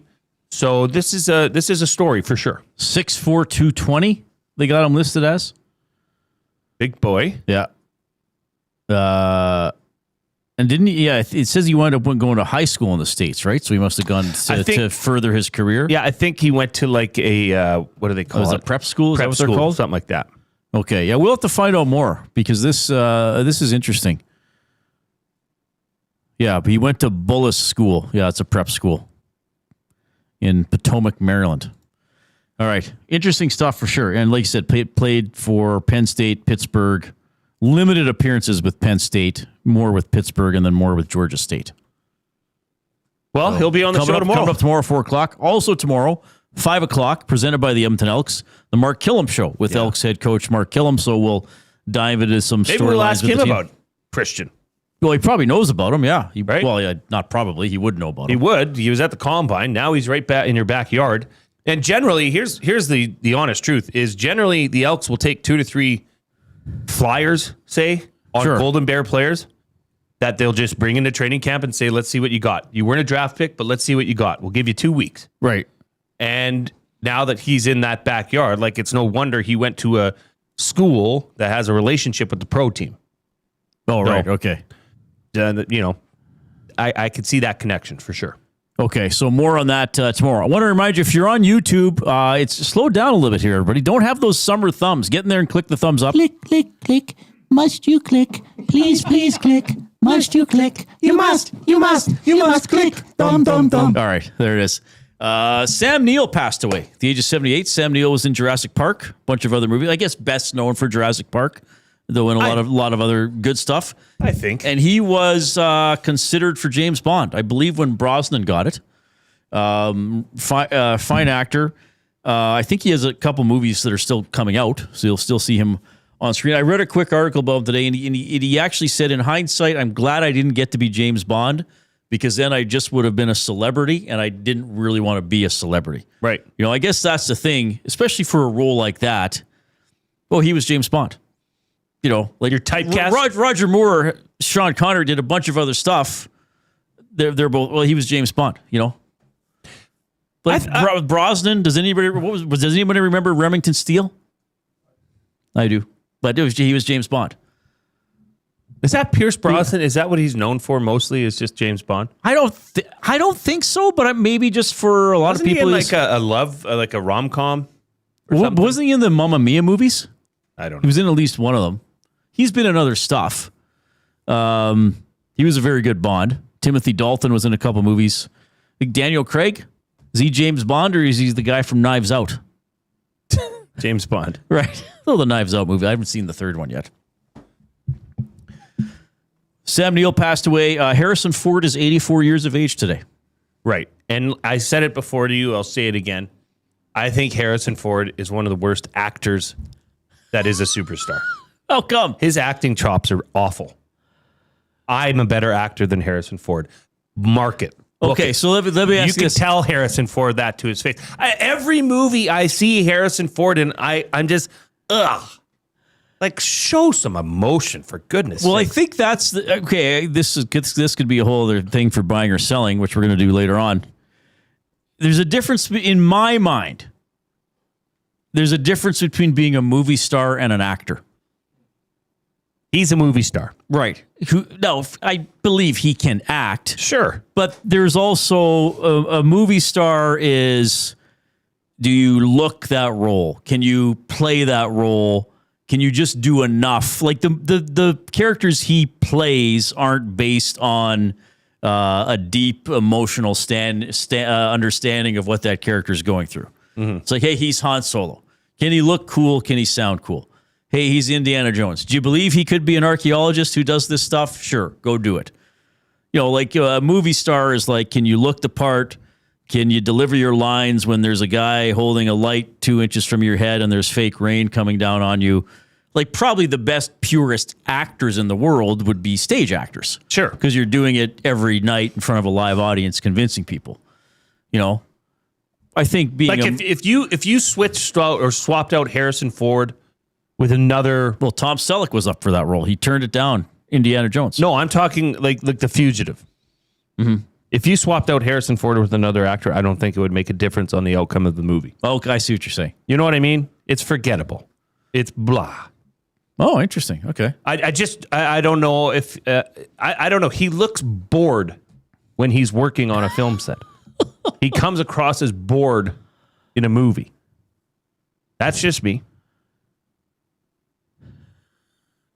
Jay watched Harrison Ford say, "Get off my plane," and he thinks he's not a good actor.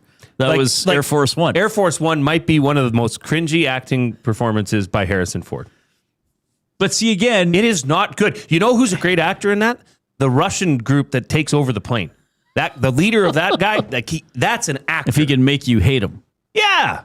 Like Harrison, I don't know. Harrison Ford is just, I guess he was like but see, this is easy on the eyes right, or something. This is an interesting thing. Like it's like Leonardo DiCaprio the image is an actor. Okay, but he's also a movie star. You can't be both. But yes, that guy can transform from role to role to role. I just feel like Harrison Ford is always kind of playing the guy that ends up being the hero. Okay. And it's easy. It's too easy. Okay, so one of our most discussed movies on this channel. Yes. Die Hard. Would you say Alan Rickman is acting and Bruce Willis is being a movie star? Yes. Like, does Bruce Willis really have to sell the emotion of his family and, it's New Year's Christmas Eve, right. I want to get my wife back? Okay. But Rickman has to embody But I would say Bruce Willis made you feel something, though. Okay. He brought forth emotion to the protagonist's side and made you feel his hate for, the evil people that were trying to take him down at the Christmas party. Right. So even Bruce Willis in that role, I would say is much more believable than Air Force One, Harrison Ford. Yeah. Or The Fugitive, Harrison Ford. See, I wonder, this is interesting. Like you and I've done very limited theater in the grand scheme of things. You're a theatrical guy. But I played 5 parts in our high school drama musical. So there you go. Little Shop of Horrors. Okay, but are you saying if someone audition, because you know how you see these auditions on TV, it's like, and the guy leaves the room and the casting people look at each other, it's like, we got we got our princess, or whatever. If you're auditioning for a movie, maybe it's like, that's what we want that person to look like. If you're auditioning for a stage play, he made me feel how I need to feel. And if you're auditioning for a movie, hey, we're going to put that guy on screen. He's going to be 40 feet tall, and people are going to believe he's a boxer. Whereas if that's a stage play, you hear his monologue and like he's going to make people believe he's a boxer by the way he delivers that. Sure, it's probably the reason why most of the movies that are out now are just trash. To be honest, but. That's what, do you think Harrison Ford even read for... He just hung the cue cards for Air Force One? Or did they just want a movie star? They just wanted Harrison Ford. Exactly. Probably, yeah. Yeah. But I don't know. This is a very off topic. Yeah. I'm sorry if I'm upset you. No, it's fine. Having said that, he's been in some of the highest earning films of all time, and I still think you should watch Raiders of the Lost Ark. Air Force, Casino Dealer Jay, by the way, I forgot to mention this. He gave me a 4-disc box set. So I don't even have to do it for Indiana Jones. I've got it at home. Please watch Raiders of the Lost Ark this summer with the family. Have a popcorn I will. night. We've got Alberta summer games this week, so we're all over the place. But maybe next week I predict at least one of your kids will be like, that's an awesome film. Apparently there's a face melting scene. Yes, near the end. In what? In episode the first one? Raiders, yes. And I've heard that in the second one, a guy gets his heart pulled out of his chest. Yeah, that might be too traumatizing for a 10-year-old. Come on. If I preface it to her... You're tough. Your kids are tough. They are. Tough as nails. Yeah. Tough as chicks this side of the Mississippi. I think the melting scene, they should be fine with. Well, there are apparitions. Near the end, it gets a little weird. But it's a good good pulpy action movie. It's got a little monkey in it. Don't they eat monkey's brains? Do they eat his brains? Second one. Do they eat his brains? No. That would be a plot Indiana twist. Jones never gets his brains eaten. No. Do they eat the monkey that was in the first one? No, he gets poisoned. See, I've seen snippets of it. Accidentally poisoned. Well, the poison was meant for Indiana Jones. From the monkey brain? No, monkey brain's in the second one.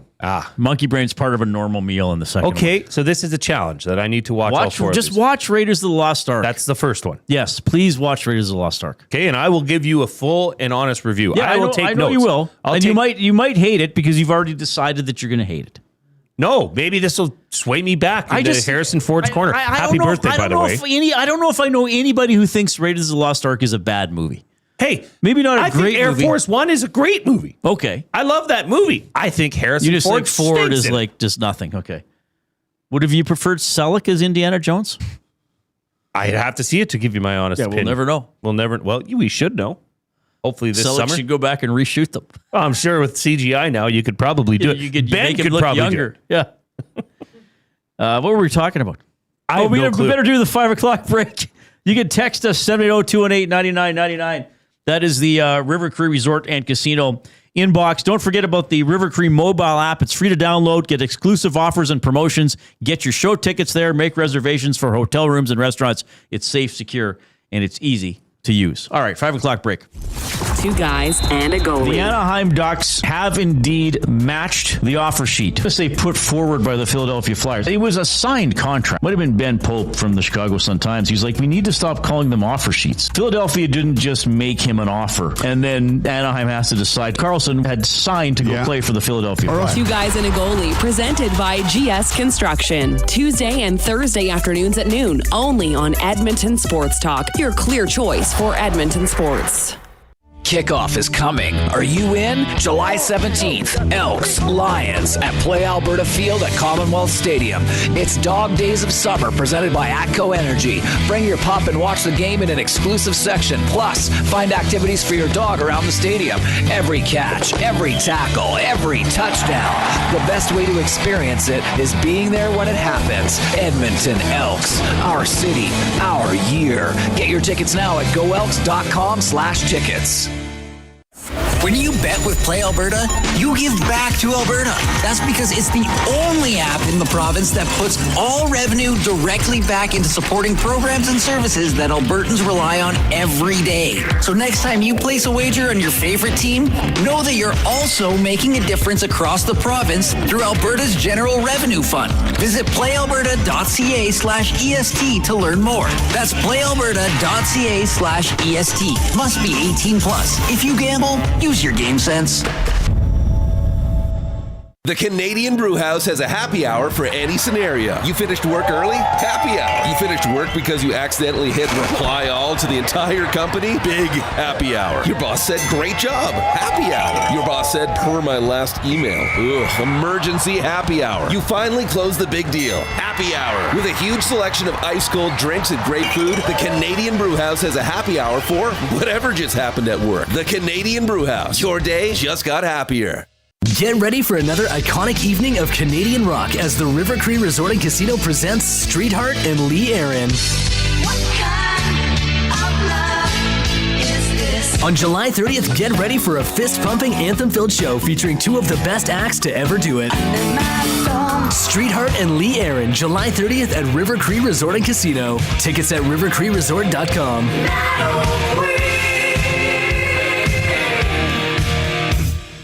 Sentinel Storage congratulates Canada Soccer's men's national team for breaking new records, making history, and showing us Canada is a soccer nation. From local fields to the world stage, our athletes make us proud to call Canada home. Sentinel Storage, official storage partner of Canada Soccer. Time for a new career in 2026? Or maybe your kid is still pondering their path. Good news! Weiss Johnson is hiring. It's Dennis, and not only are we hiring for heating and air conditioning, we're also looking for experienced plumbers and gas fitters. With the growth in residential development, there's no shortage of opportunities at Weiss Johnson. Choose your path with us. Learn from one of the industry leaders, and we will grow together. Receive great benefits and school reimbursement as well. Visit weiss-johnson.com today.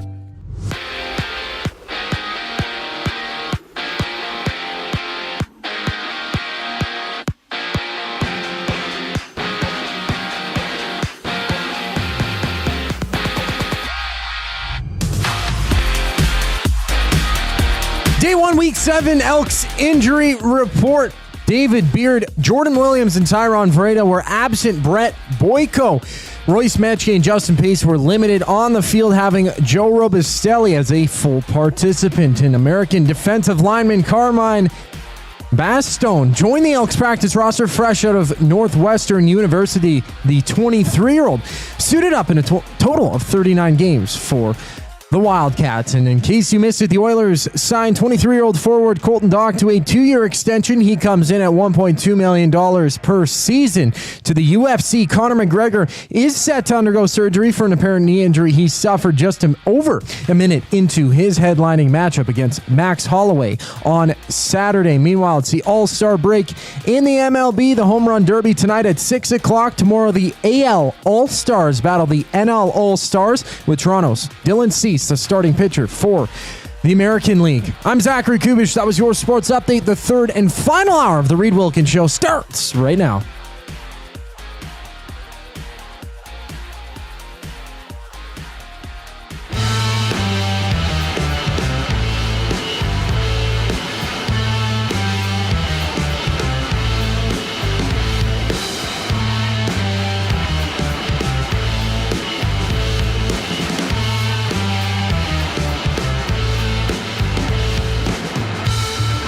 All right, hope you're having a great afternoon. He's Jason Milne. I'm Reid Wilkins. We are 3 to 6 p.m. every weekday on Edmonton Sports Talk. I can tell you that the Elks host the BC Lions Friday at 7 at Commonwealth Stadium, and the Commonwealth Stadium Green and Gold kickoff show will commence at 6 o'clock on Friday with Mr. Milne and Matthew Awanek. They're on after the game as well for the post-game show to break it down. So what we're going to do on Friday is the same thing we did this past Thursday.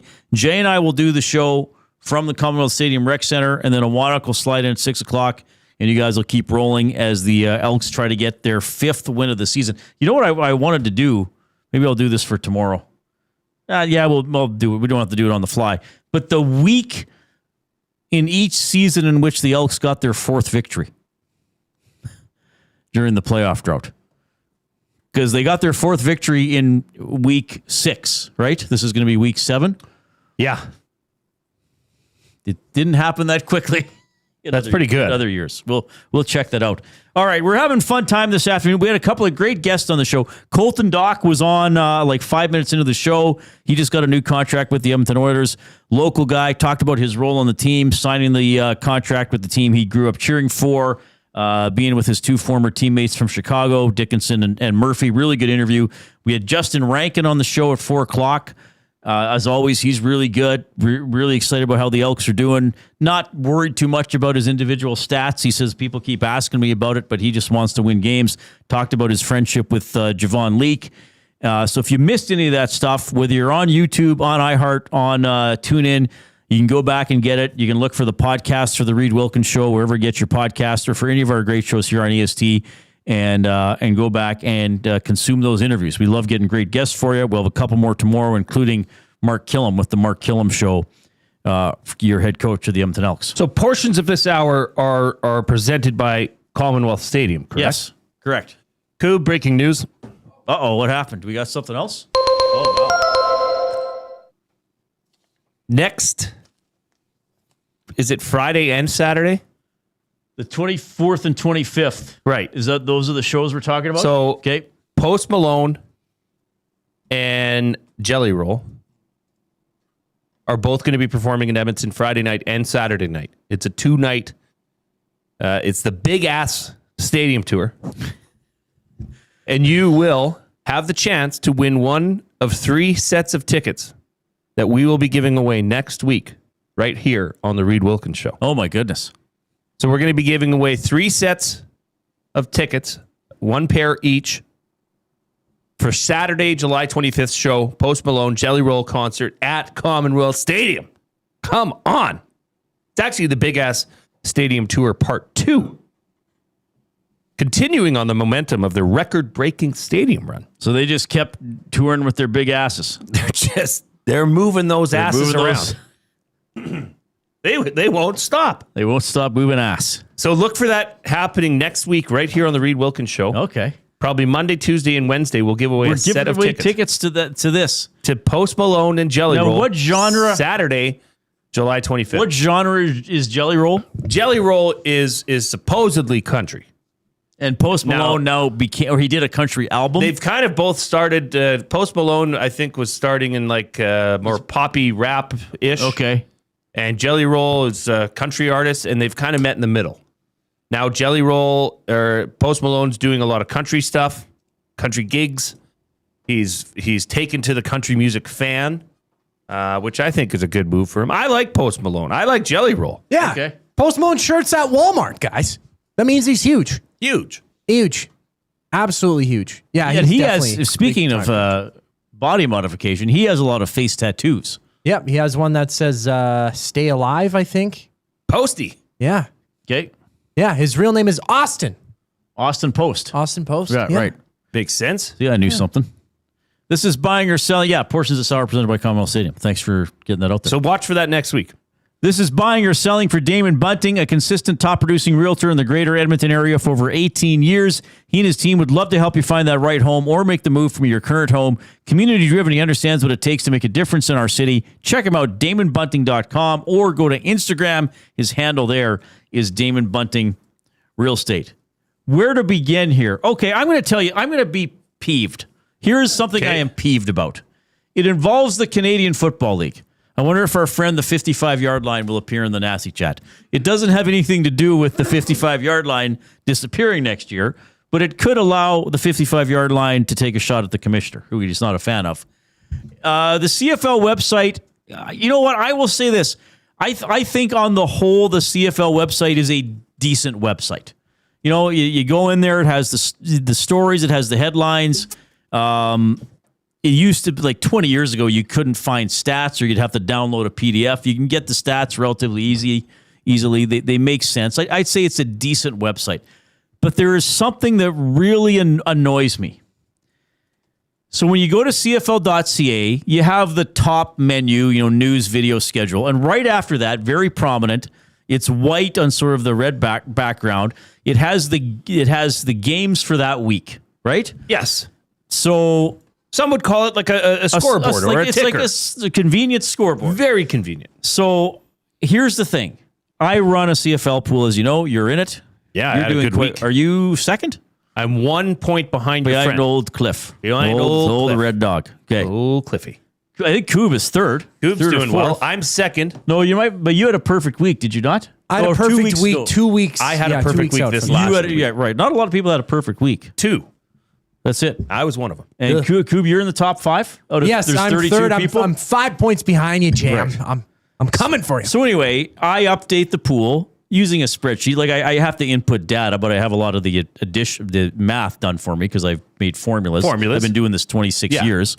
So you go on CFL.ca, and this was probably within 10 minutes of the Hamilton-Saskatchewan game ending. Okay, week 6 just ended. You go on CFL.ca, they've already changed that banner scoreboard to the week 7 games. Can't do it. Like, would you not wait? Can you not wait until the next morning? Like, let people go on there and be like, oh, what happened this week? Like, you can't assume, like, well, games ended. Nobody cares about those games. No, maybe someone wants to, or maybe someone just watched Saskatchewan Hamilton and is like, well, I wonder what happened with Montreal Calgary again. Like, I know you just have to do a click to get back. I know there are other apps from which to get scores. But when the last game of the week ends, for fans, the week isn't over yet. Yeah, I would say in a perfect world, they would let those scores sit till the following day at noon. Yeah, I agree. Then you move on to the next week. Right, because you may have people work the next be like, oh, what happened this weekend What happened again? in that Rough Riders Ticats game? Yeah, and I know you can find, but you're discouraging people from engaging with something that they want. Okay, well, we need to get Stuart Johnson on to talk about it. Like, if it's last night, say 9 Mountain Time. So what, that game ended at 8 Mountain Time, and you're at home and you're like, oh, I should go on to CFL.ca. You're not going on to check the next week's games. You are not. You're going to see what happened that week. Okay, by the time it's this afternoon, this time of day, hey, yeah, you know what? Put up the next week's games. Let people know how they can get tickets, which is on there. But don't change it to the next week's schedule the minute it's just silly. I hope somebody from CFL.ca hears this. Like, I can't be alone in this. Well, it seems like something small. I mean, you can click the arrow to bring it back, but I do agree. Just have it ready for people. Yeah, just have it readily available. That should be the first thing. If you missed a game, if you know that the week's wrapping up, okay. Oh, wait, let me check this. Oh, yeah. Oh, how did my fan? Oh, okay. Yeah, I want to check the game tracker, but you have to go click into the schedule to check the previous week. I got confused with this earlier today. It could be confusing to people. Yeah, I genuinely did. Here's the thing. It shouldn't be something that we're even talking about. Correct. That's the problem. That's the thing. It should just be, here's this evening's games. Yeah, and be reasonable about it, and say the last game is on a Saturday. Right. Well, Sunday at noon, you roll over to the next week. I can tell you this, on NHL.com, and they have games every day. The CFL has 3 or 4, sometimes 5 days a week where there's not a game. And I used to work, well, I still do, but I'd be on air after games. If the Oilers game is the last game of the night and it ends, they don't push all today's games off to the side and put up tomorrow's games. They leave those games up there as the headline scores. You're right, Jay. This shouldn't even have to be explained to people who run the website for a sports league. Like, why does it change the minute the last game of the week ends? You know? Because you're right, Coop. It could be confusing. You could be like, oh, wait a minute. Weren't there games? Oh, Friday, July 17th. What about the games that just happened? Okay, yeah, we know there are arrows there, but don't assume. Make it easy for the consumer. You know? And for us, if we needed something immediate too, right? Yeah. If we popped on, we want to check this immediately, right at this moment. Like, Jay, when you ran Yvonne's Furniture, did you make the customers look for things that they wanted? Like, when you had a sale, if there was a sale on a certain recliner, would you not have that recliner the first thing people, like, if you paid money to put it in a brochure or not a brochure, a flyer, and put it online, and then they walked into the store, would you not want them to see that recliner right away?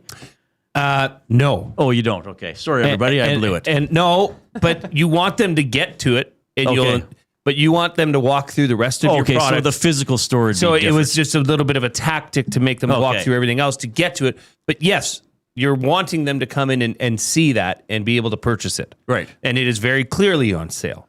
Like, you do not want to make things difficult for the end user. Yes. You want to make it as seamless as possible. I just felt like this has bugged me for a couple of years with this website. So someone take this to the CFL. Someone play it for the commish. And just be like, leave the scores up until the following morning, till the week actually changes with the next day. Am I being unreasonable? No, not at all. Like, when I go to CFL.ca last night, the first thing I should see is not BC at Edmonton on Friday, July 17th. It should be the full scoreboard from the past week. Okay. Oh, yeah, here's what happened this week. Oh, yeah, where are the standings? Okay. Now, then you're going to want to know what's coming up the next week. Well, because they're the headlines, right? Like right below that top bar for the schedule in week 7. It is the most recent thing that happened. Like, it says Justin Rankin, Tyson Philpott among CFLs on a historic pace. Fine. And then it says the CFL story. week 7 injury report. Right? I mean, you could just... Well, see, they have week 6 down the left, so you can click on the recap. You know what? It could be a much better website still. But it's better than it was a while ago. I'm just like, give people what they want. And if you're going on a football website, we'll have to watch when the NFL changes. I doubt they change as soon as Monday Night Football ends. I think they change the next morning. Yeah, it would be the next day. Right. For sure. Well, you check most... Well, there's too many fantasy nerds and geeks like us that want to go and check their stats. Yeah. And see how many receiving yards this guy had, or, to verify. Right. Well, any game day, any fight day, whatever it is, I always check afterwards. And that's the most immediate thing, is the recap. Speaking of fight day. Follow through. A bit of a fight on the weekend, right? Well, tried to be. Why is everybody upset with Conor McGregor? It seems like... there's a lot of, this is a farce. What a joke. The guy blew his knee out. There's a certain level of arrogance that he brings to the octagon. So a lot of people it's easy to get on somebody when they lose in a fashion like that. It was the highest gate in UFC history. For people at T-Mobile Arena, always sold out. It's International Fight Week, the biggest fight week for the UFC. Right. They get their biggest star back after 5 years. But it wasn't obviously like he doesn't want to be injured. It wasn't like it was staged. It wasn't like, he went in there and then immediately tapped out and said, sorry, I've been dealing with an injury, just to pump up the UFC and get the gate up and all. Like, he literally injured himself in the fight. Yeah. Well, Dana White has a lot of things to say. He was asked about the injury and he was like, well, over 40, 50 million people viewed his pre-fight warm-up or whatever. There was no injury seen. Like if somebody saw an injury before that, nobody said anything. People are trying to say that he was already compromised before stepping in. Well, which is just false. He sure you went saw the after it. reaction he had. He said that he went to church the next day. He saw the devil, the biggest dart. Like he took to social media and wrote poems. I see the devil every day. He's in this office right over here. Benjamin Thompson? No, Wannock. Yeah. Okay, I'm going to ask you a really stupid question. Don't forget, no questions are stupid. Why is Conor McGregor famous? Is it because of his ability or his brashness? It's the great combination of having both. Yeah, I'd say there's a room for both answers. So he He's the was at biggest- the top of the sport. He was the biggest dog with the biggest bark and the biggest bite at the time. He was the first simultaneous champion. So he had the he was in the multiple lightweight championship belt and one other. I think it was featherweight. Well, and his hair. Hasn't it been half a decade since he fought? Yeah, it's been people 5 years thought he was almost to just the going to day. be fine. I know. That he wasn't going to tear it's something. people that were upset that the Jake Paul, Mike Tyson thing turned out to be a sham. Yeah, what did you think it was going to be? How are you surprised? Well, the way he described it, he said his head gasket blew out. So during training, he was fine. Now, he had an oil leak? He's already he's already past his prime, right? Like, I mean, any athlete at that age, especially, he's turning 38 tomorrow. So he's 37 on fight night against a 34-year-old who is much more active than him. Well, yeah, no doubt. Treated his body like crap, Conor McGregor did. The last fight he was in, first round at the end of it, he broke his ankle stepping back against Dustin Poirier. So he hasn't fought since that. And I don't know. He tried to Maybe use he ought this to for just some money. Yeah, he could have hang just him up. rode off Yeah. into the sunset. But he has one more contract fight under contracts his were meant to be broken. contract. Coob. That's true enough. I but think they should throw that contract out and say, Conor McGregor, go enjoy retirement. Surely you have enough money to. Well, Dana White is a huge promoter. He's one of the best promoters in all of sports. He gets eyes on his product all the time. I Conor just don't McGregor know can still drag people into. I just view don't it, get right? the outcry of people that were ticked off or thought it was like a sham. How, like, shame on you, UFC. It was like I don't know. From what I can tell, it was an injury. It's the hardest sport to try and predict. It really is, because I mean, you football has injuries, but because you're one fighter, if one thing happens and you're the top favorite, though he wasn't entering the fight, I know that there's other ways. Like people are like, hey, it's either going to be knockout or it's going to go all 5 rounds. You never perceive that. He injured himself 3 seconds into the thing. He planned a flying kick on Max Holloway and it didn't land. His body broke down. I mean, Dana White said it. He's like, well, nobody would have ever thought that. That stinks, but I made my money. Like, yeah, and you know, it is what it is. I mean, injuries happen. You mentioned things that are hard to predict. Reid, would it be safe to say that it's hard to predict what Coob's going to wear to work on a day in, day out? Yeah, this is very jarring today. It's very bold. It's like it's not something you can ignore. So Coob is wearing a Scarface basketball jersey. Yeah, I'll stand up so for it says those. Scarface where the team would be. It has a picture of Al Pacino as Tony Montana. Montana on the back with the number, but it has images from the film. What's the number, It's by the way? black and red. Is that the year in which it was made? Like, why? What is this? Who made this? Where did you get this? What's going on? Well, I'll ask you, Reid, why not? Okay. Yeah. Right. Well, okay. All right, Descartes. Okay. Well, I was having a great time being a consumer at West Edmonton Mall yesterday, and I stumbled into a store that I've never been to called Urban Select, and they have a lot of discounted things on their shelves, and I paid a fair price for this. I'm like, well, I need something What's a fair red. price? $8. Okay, that Brand is new, fair. $8. Sure. And there was another one that was like $2. I don't know. This one stood out to me. It caught my eye. What connection do you have to Scarface? Yeah, why do you want to I wear like that? Scarface. The world is yours, Reid. It says it on the back. Well, I like Mexican chili chips, but I don't wear a shirt. I'd buy you a shirt that says Mexican chili chips, Wait a and I'm minute. sure If you'd wear it. you ran across a shirt that was just a Mexican chili chips bag, you'd buy it. Yeah, you would for sure. Now Yeah. I would. Yeah. It is in your face. It's and it's like, what does it have to do with basketball? It's terrifying. I don't know. It's a vibe, Reid. So what made you want to own that? Well, wait until you see what I wear tomorrow. Well, it's not as flashy. It's not as crazy. I don't know. I'm a fashion guy. I'm trying to mix something in my wardrobe. I was gonna wear a nice hat. Where would you wear that except here? About? I don't know. I'm sure Would you if wear I that wore to a this on birthday Whyte party? Oh yeah. What if Chet Palmer had a birthday party? Would you wear that to the party? Well, maybe not Chet Palmer. At the whiskey lounge. I would extend probably. I would ask him a few questions about the attire. Probably more. Coop, Scarface. Casual. Is that a jersey or a request? Scarface. Yeah. I don't know. I like the Scarface movie. See, like I would gangster appreciate films. it more, Coob, if you wore it without the undershirt. Like just dove into the basketball. Yeah, why did jersey. you wear it as like, I don't understand anything anymore. Well, I'm not going to dive into the logistics of the uncomfortability of a basketball jersey, but is that a word? Far too late. Discomfort? I like the t-shirt underneath. It's more comfortable. To be completely honest. It's a nice black uniform. I don't know. We're in the Canadian Brewhouse studio. Well, it's like, at matching least- the Canadian Brewhouse colors. Come on. At least he didn't wear like a BC Lions jersey today or something like that. Yeah, that's true. Yeah, I was going to wear my Calgary Flames hat, but I where's ended his up not Jake going to. Mayer Stampeders jersey? Well, I did buy a handful of hats that Blue Jays fans might not be happy with. What? What are you talking about? On the weekend. Why would you buy them? Huge discount. Because the Yankees is all they are not just a baseball team; they're also a brand. Sure.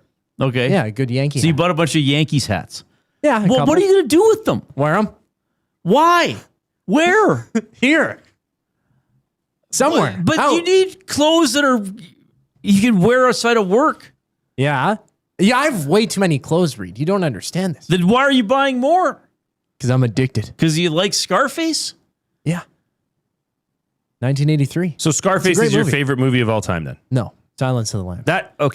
Would I wear Silence of the Lambs? But why is there a basketball like I've never I didn't create this, okay? This was a very But these are the questions you need to story. ask, Coop. Okay. These are the questions you need to ask. Well, would you wear? And would then you wear? you need to ask, would you wear does this fit into my life? I have Garfield socks. What are you going to say about those, huh? Nothing. He hates Mondays.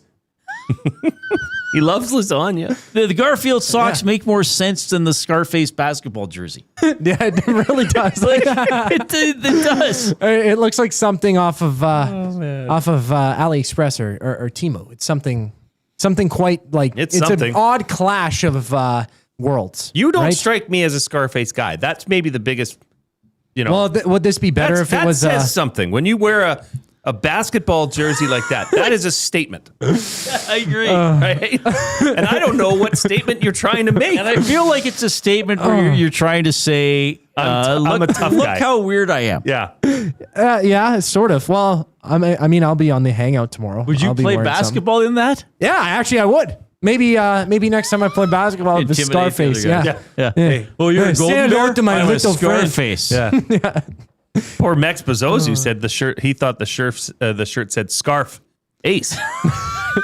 The scarf ace. Kelvin Van Dassler says, I'm on the hangout tomorrow, Coob. What the hell am I supposed to wear now? Probably a Goodfellas baseball jersey. Is that your other thing tomorrow? No. No, you have to wait and see. What is it's it? topical. Tomorrow it's actually topical. It's topical. It's World Cup related. It's soccer related. Yeah, I like adjacent. Well, on the same path, but closely related to To one of the exactly countries World that are in the Cup. semis? Yeah. Okay, we get a guess All now. right, So no. tomorrow's France, Spain. Does it have to do with the nation of France? Yes. Okay, is it a big rooster? No. Are you going to come dressed as a rooster? No, that would Is be it cool. sports related? So it's not a Wembanyama shirt. Not a No. Zidane jersey. No. Was it Zidane or Zidane? Zinedine Zidane. Zinedine Zidane. Zidane. Yeah. No. I just call him Headbutt. Yeah. It's amazing he's known for that. Okay, so you have something France related tomorrow. Yeah. The I think nation of that's cool. France. Yeah, it's the nation of France. Yeah. Is it an Eiffel Tower t-shirt? No, that'd be cool. There might be a little Eiffel Tower somewhere on it. Is it a picture of like Paris? Well, it says Paris on it. It's just a blue Paris shirt that says Olympics. Paris. Nope, not Olympics. Just Paris. It's from the same place I got this Scarface So is it related to a movie?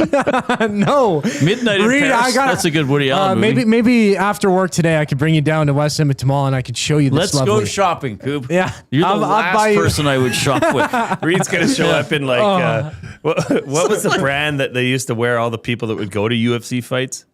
Tap Out? Tap Out. Reid's going to be Mr. Tap Out. Oh, my goodness. And True Religion jeans. Yeah. Okay, we got to get in a timeout. We got a couple more buying or sellings, maybe. Words of the day. Here's the Coop. Here's Tony. Tony! Say hello to my little friend.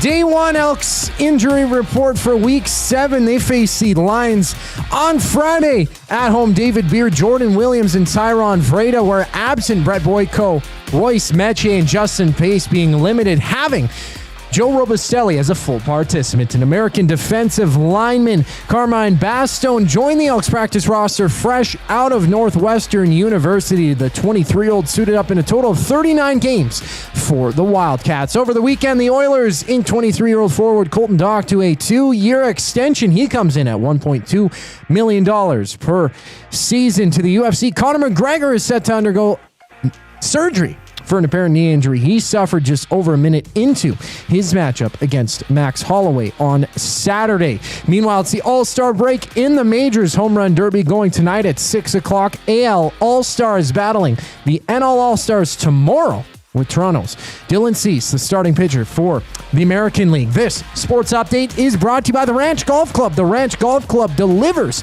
premier conditions, top-notch service, and unmatched value every round. It's why they're Alberta's top choice for corporate golf events. Visit theranchgolf.com today to book a tee time. More on the Reid Wilkins Show following the break here in Edmonton Sports Talk. I'm Zachary Kubish, keeping you up to date. The oil stream. I don't think there's a team in the league that's got a better group of young talent that secured at that price. Well, there isn't a team. It's the Montreal Canadiens. I think this does lead to a conversation on, is this what you do now? I think so. You give these guys coming out of their first deal $9 million, so you don't have to worry about somebody trying to snag them and screw you over and pay them $18 million. Oil Stream, presented by Boston Pizza. Monday, Wednesday, and Friday afternoons at noon. Only on Edmonton Sports Talk. Your clear choice for Edmonton sports.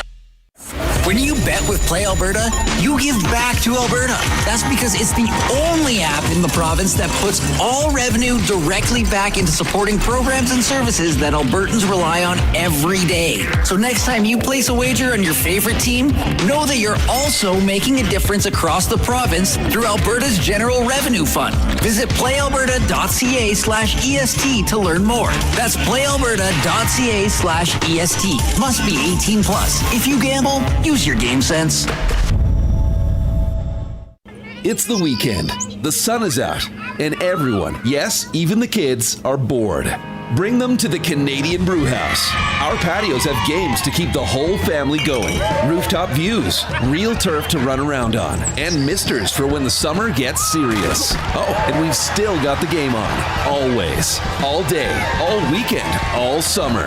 The Canadian Brew House. Canada's best patios. Looking for quality building materials and friendly advice? Visit us at Windsor Plywood Leduc, family owned and locally run since 1993. From interior materials for doors, flooring, baseboards, and all the finishing touches to all you need for your outdoor projects like cedar lumber for decks and fences. Plus, all the plywood you'd need. Our full-time on-staff carpenter can help with anything odd-sized or custom. And from domestic hardwoods to exotic selections, we've got you covered. And if we don't have it, we'll track it down for you. Windsor Plywood Leduc. We're the experts you need to know.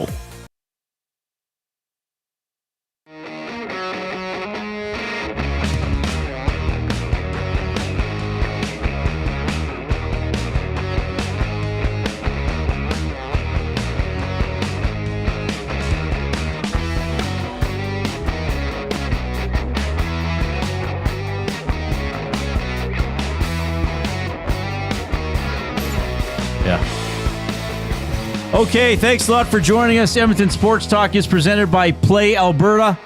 Jay's Play of the Day under the EST Specials. So you have, who do you have winning the Home Run Derby? Cabanero? Junior Cabanero. Guy Cabanero? Is that his name? What's that from? From SCTV. Right. What was his name? Was that his name? Something Cabanero. Yeah.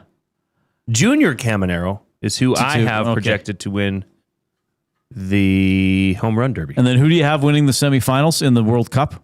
France and England.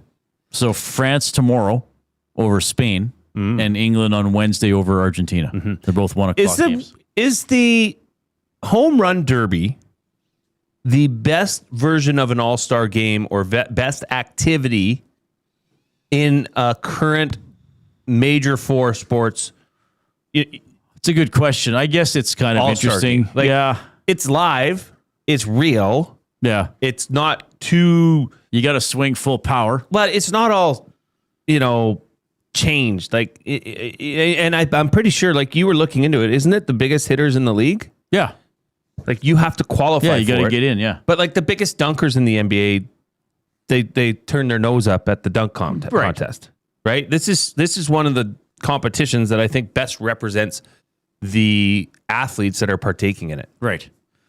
Yeah, I don't know. I'm not a big all-star game person. I may or may not have this on No. tonight. I'm not an all-star game guy. Okay, but this is The a competition, sideshow, so to speak. Yeah, the Right. derby, the three-point shooting Okay. contest. Right.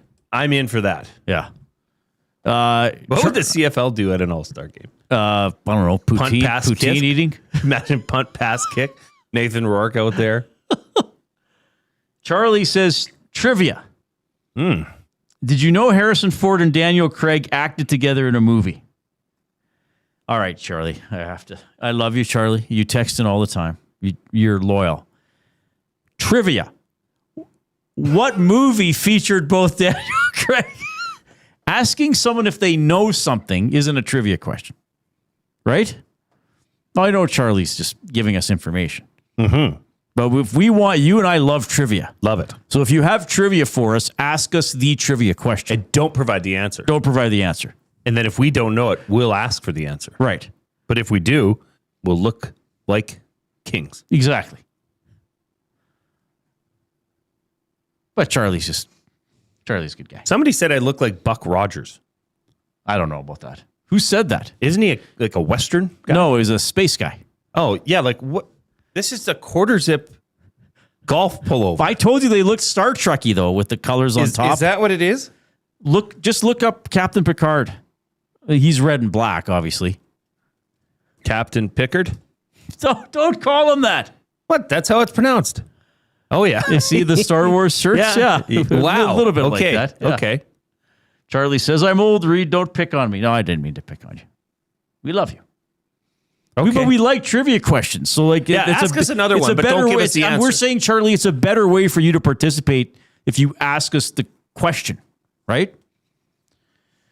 Buying or selling. And they're considering this. Should there be a 64-team World Cup? Sure. Buying. Just let everybody in. Why not? The world's becoming a participation Don't you think trophy. there were some discrepancies? Though I guess Cabo Verde took Argentina down to the wire. There was some good action, but at the end of the day, it's harder on the teams like France and England and Argentina, the favorites, because they have to go through more rounds, right, or more games to get to the ultimate destination. It's inevitable, Reid. Because guess what? You want the minnow to pull off the upset. Well, no, I mean, more game. It's money. More games equals more money equals more sponsorship. That is all that these organizations, that is all that Infantino? Yeah, Infantino. Did you hear about Infantino? Elmer Fudd cares about. Did you hear about Infantino? He took his training wheels off his bike. Off his Learjet? That's all they care about is money. So, of course, how many teams are able to qualify? Like, how many teams are there worldwide? Oh, I can't remember. Because not every country puts together a... No, but like they were thinking of expanding the next tournament, right? Where is it again? Hang on. I read this. I can't remember if you might have been away or maybe it was on another show. There's 211 national member associations. Right. This year it was 48. So they're saying to bump it up to 64. Yeah. I mean, I think that the NCAA model is certainly taking advantage of that. Where is this now? Isn't there talks that one day that the football will go to a bigger playoff now? Well, yeah. I mean, 3 years ago, there wasn't even a playoff. Yeah, because the next one's the 100th anniversary, right? So they were talking about expanding it. 100th anniversary, Reid. How good does a 100-team tournament sound? Yeah, how do you do the pools? You have 2 weeks of play-in games. Just keep playing them down. Yeah, and they just play across all the entire globe. And Infantino, I like that idea. Infantino personally escorts them in his jet. Oh, my goodness. 780-218-9999 is the River Cree Resort and Casino inbox. Go to rivercreeresort.com, click on entertainment, and look at all their great upcoming shows. All right. We had Colton Dach on the show earlier. Really good interview with him. Has a new 2-year deal with the Oilers worth $1.2 million per season. Justin Rankin joined us as well. Elks getting ready for the Lions on Friday. And we have Mark Killam tomorrow. What a week. Mark Killam show at 5 o'clock. Okay. Matt says I look like Buzz Lightyear on my day off. You look like... Costura says, beam me up, glue guy. Oh, do we got a spammer in the chat? I removed him. Oh, was he a bad man? Yeah. Oh, yeah. Interesting handle. Certainly interesting. Yeah. Abutsky says Guy Caballero, played by Joe Flaherty, was the station owner of SCTV. Right. What a show that was. That was a classic show. The good stuff they had was really reminder, tonight at 7 o'clock, it's the world premiere of Benny at Night. Our very own Ben. Is this going all night long? Will there be a camera of him sleeping? Thompson. Like the Truman Show? I would love that. Yes. Let's go all in. No, he's gonna live stream him playing Chell. Now, what version of NHL is it? Like, is it NHL 2025? 26. So it releases. Oh, it's the newest one. Yeah, it always releases. No, it was the one from the fall. 27's coming out this fall. Yeah. Sure. Yes. They do the year ahead. Yeah. Okay. Mm-hmm. And he plays with the team, the Colorado Avalanche. That's his go-to team. Yeah, probably the best team stats-wise all around. And he's 311-0-0. He has not lost a game. 324-0. 324-0. If you want to take a chance, take a run at Benny Boy. Do it tonight. Tonight's 304, to be embarrassed. So he will get 324. If the World Cup went to 64 teams, that would be 30% of FIFA members. So it wouldn't be as elite a tournament. All right, we got to take one more update here from the Coop. Words of the day for the Edmonton Public Library when we get back.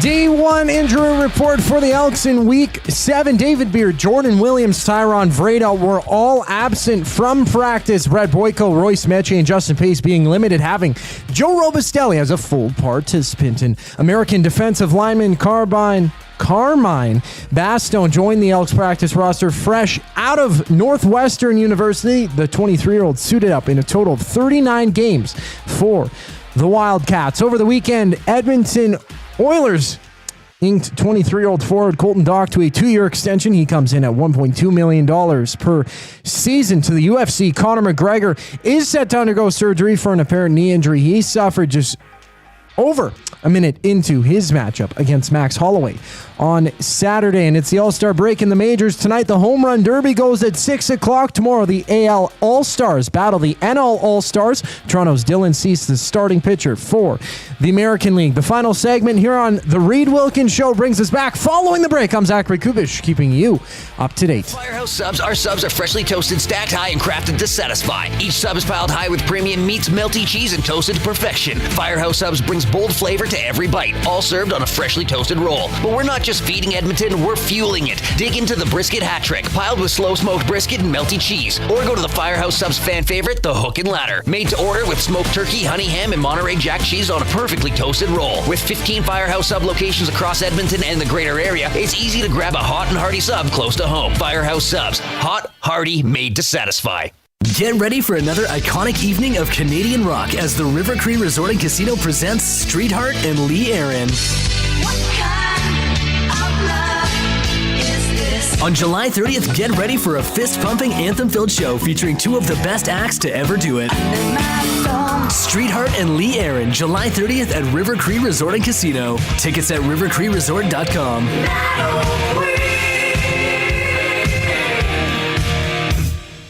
Hi there. If you're like me, you like to picture yourself in luxury, even though there's absolutely no way you could afford it. And if you can, well, even better. Thankfully, I picture myself in something that is luxury, but still absolutely affordable, like the all-new Mazda CX-90 from Park Mazda. With the new luxury features like facial recognition settings and quilted detail Napa leather seating, I can pretend to be comfortable with all of my proper settings activated without even touching the button, thanks to Mitch Lewicki and the great staff at Park Mazda. I like to picture Mitch Lewicki as a ninja fighting off evil samurai. Park Mazda, your dealer for life in Sherwood Park off Y Road, parkmazda.ca.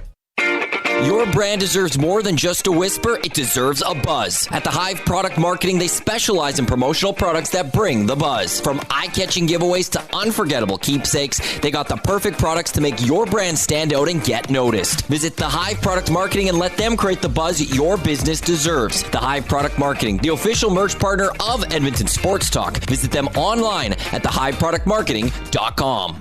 Looking for a winning strategy for your retirement? Contact me, Joaquin Gage at K4 Financial, where expertise meets dedication. I will always look for a careful approach to your retirement, ensuring your financial future is secure. From tailored strategies to clear, actionable advice, I'm here to guide you every step of the way. Don't leave your future to chance. Get in touch with me, Joaquin Gage, today at k4financial.ca or email joaquin.gage@k4financial.ca to start planning for a brighter future and a more secure retirement.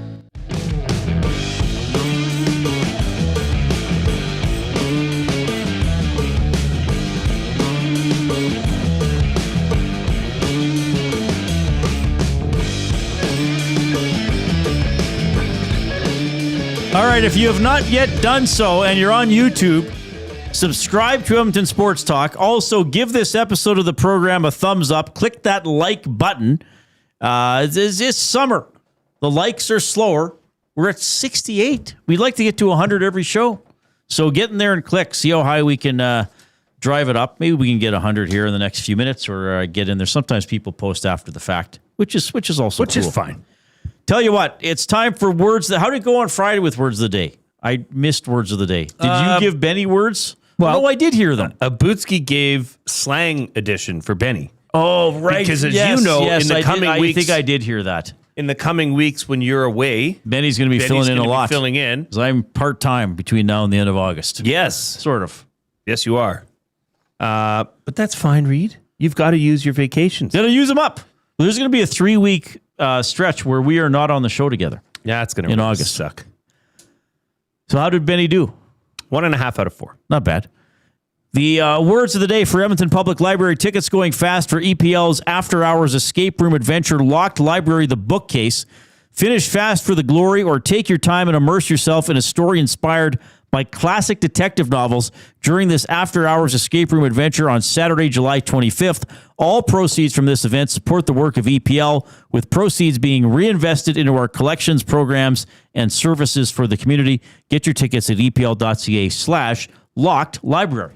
The word of the day with Reid and Jay. Oh, I'm sorry. Did I break your concentration? What do they got to say? Say what again?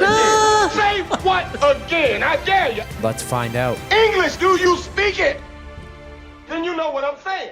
Okay, if you can believe it, Reid, it's words of the day, Abutsky edition number 44. Okay. First word of the day, sassafras. Sassafras. Oh, how do you spell this? Call the dogs off. Oh, I'll go with my first instinct, though I think it's wrong. SASSIFRASS. Ooh. I had 2 asses in it. SASSAFRAS. Just one S. One A. You had an I. Yeah. Oh, yeah, I had an I in the middle, and then there's only one S on the end. Correct. Sassafras, I think it's like attitude. I don't need any of your sassafras. Would you like it in a sentence? Sure. Sassafras root and its extracts can no longer be legally sold in Canada for human consumption. It's something you make root beer out of. It's a North American... Coop shaking his head like he knows. Like, no, Reid, God. That Scarface jersey's changed him. Yeah, he's got all the attitude He's now. got attitude now. Say hello to my little sassafras. It's a North American tree known for its aromatic bark, distinct leaves, and historical use as a flavoring. Should have known In that. root beer. Are you serious? I think it is. Then I would get 0.1. Okay, you're getting 0.5. No. 0.5 out of 2. No, that's way too much. I'm the Is judge sassafras used in root beer? What's it say? Traditionally, yes. Okay, then you're right. I'm not. So I don't get 0.1. I could get 0.5 out of 2. Second word of the day. Oh wow, Furtively. That's very generous. Furtively. Not fleur-de-lis. Furtively. Furtively. Furtively.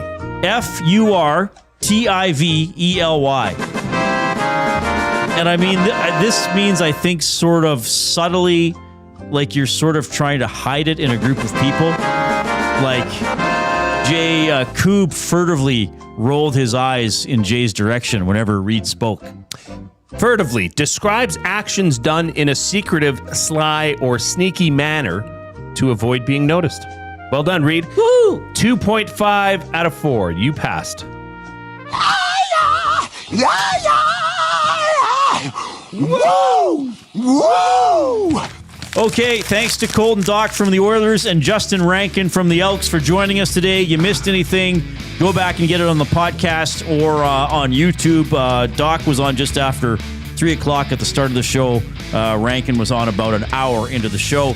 The Mark Killam Show tomorrow. Head coach of your Edmonton Elks will join us at 7 o'clock. On Benny at night. Right here on our YouTube stream. Oh, my goodness. Okay, on behalf of Zachary Kubish and Jason Milne, I'm Reid Wilkins. See you tomorrow.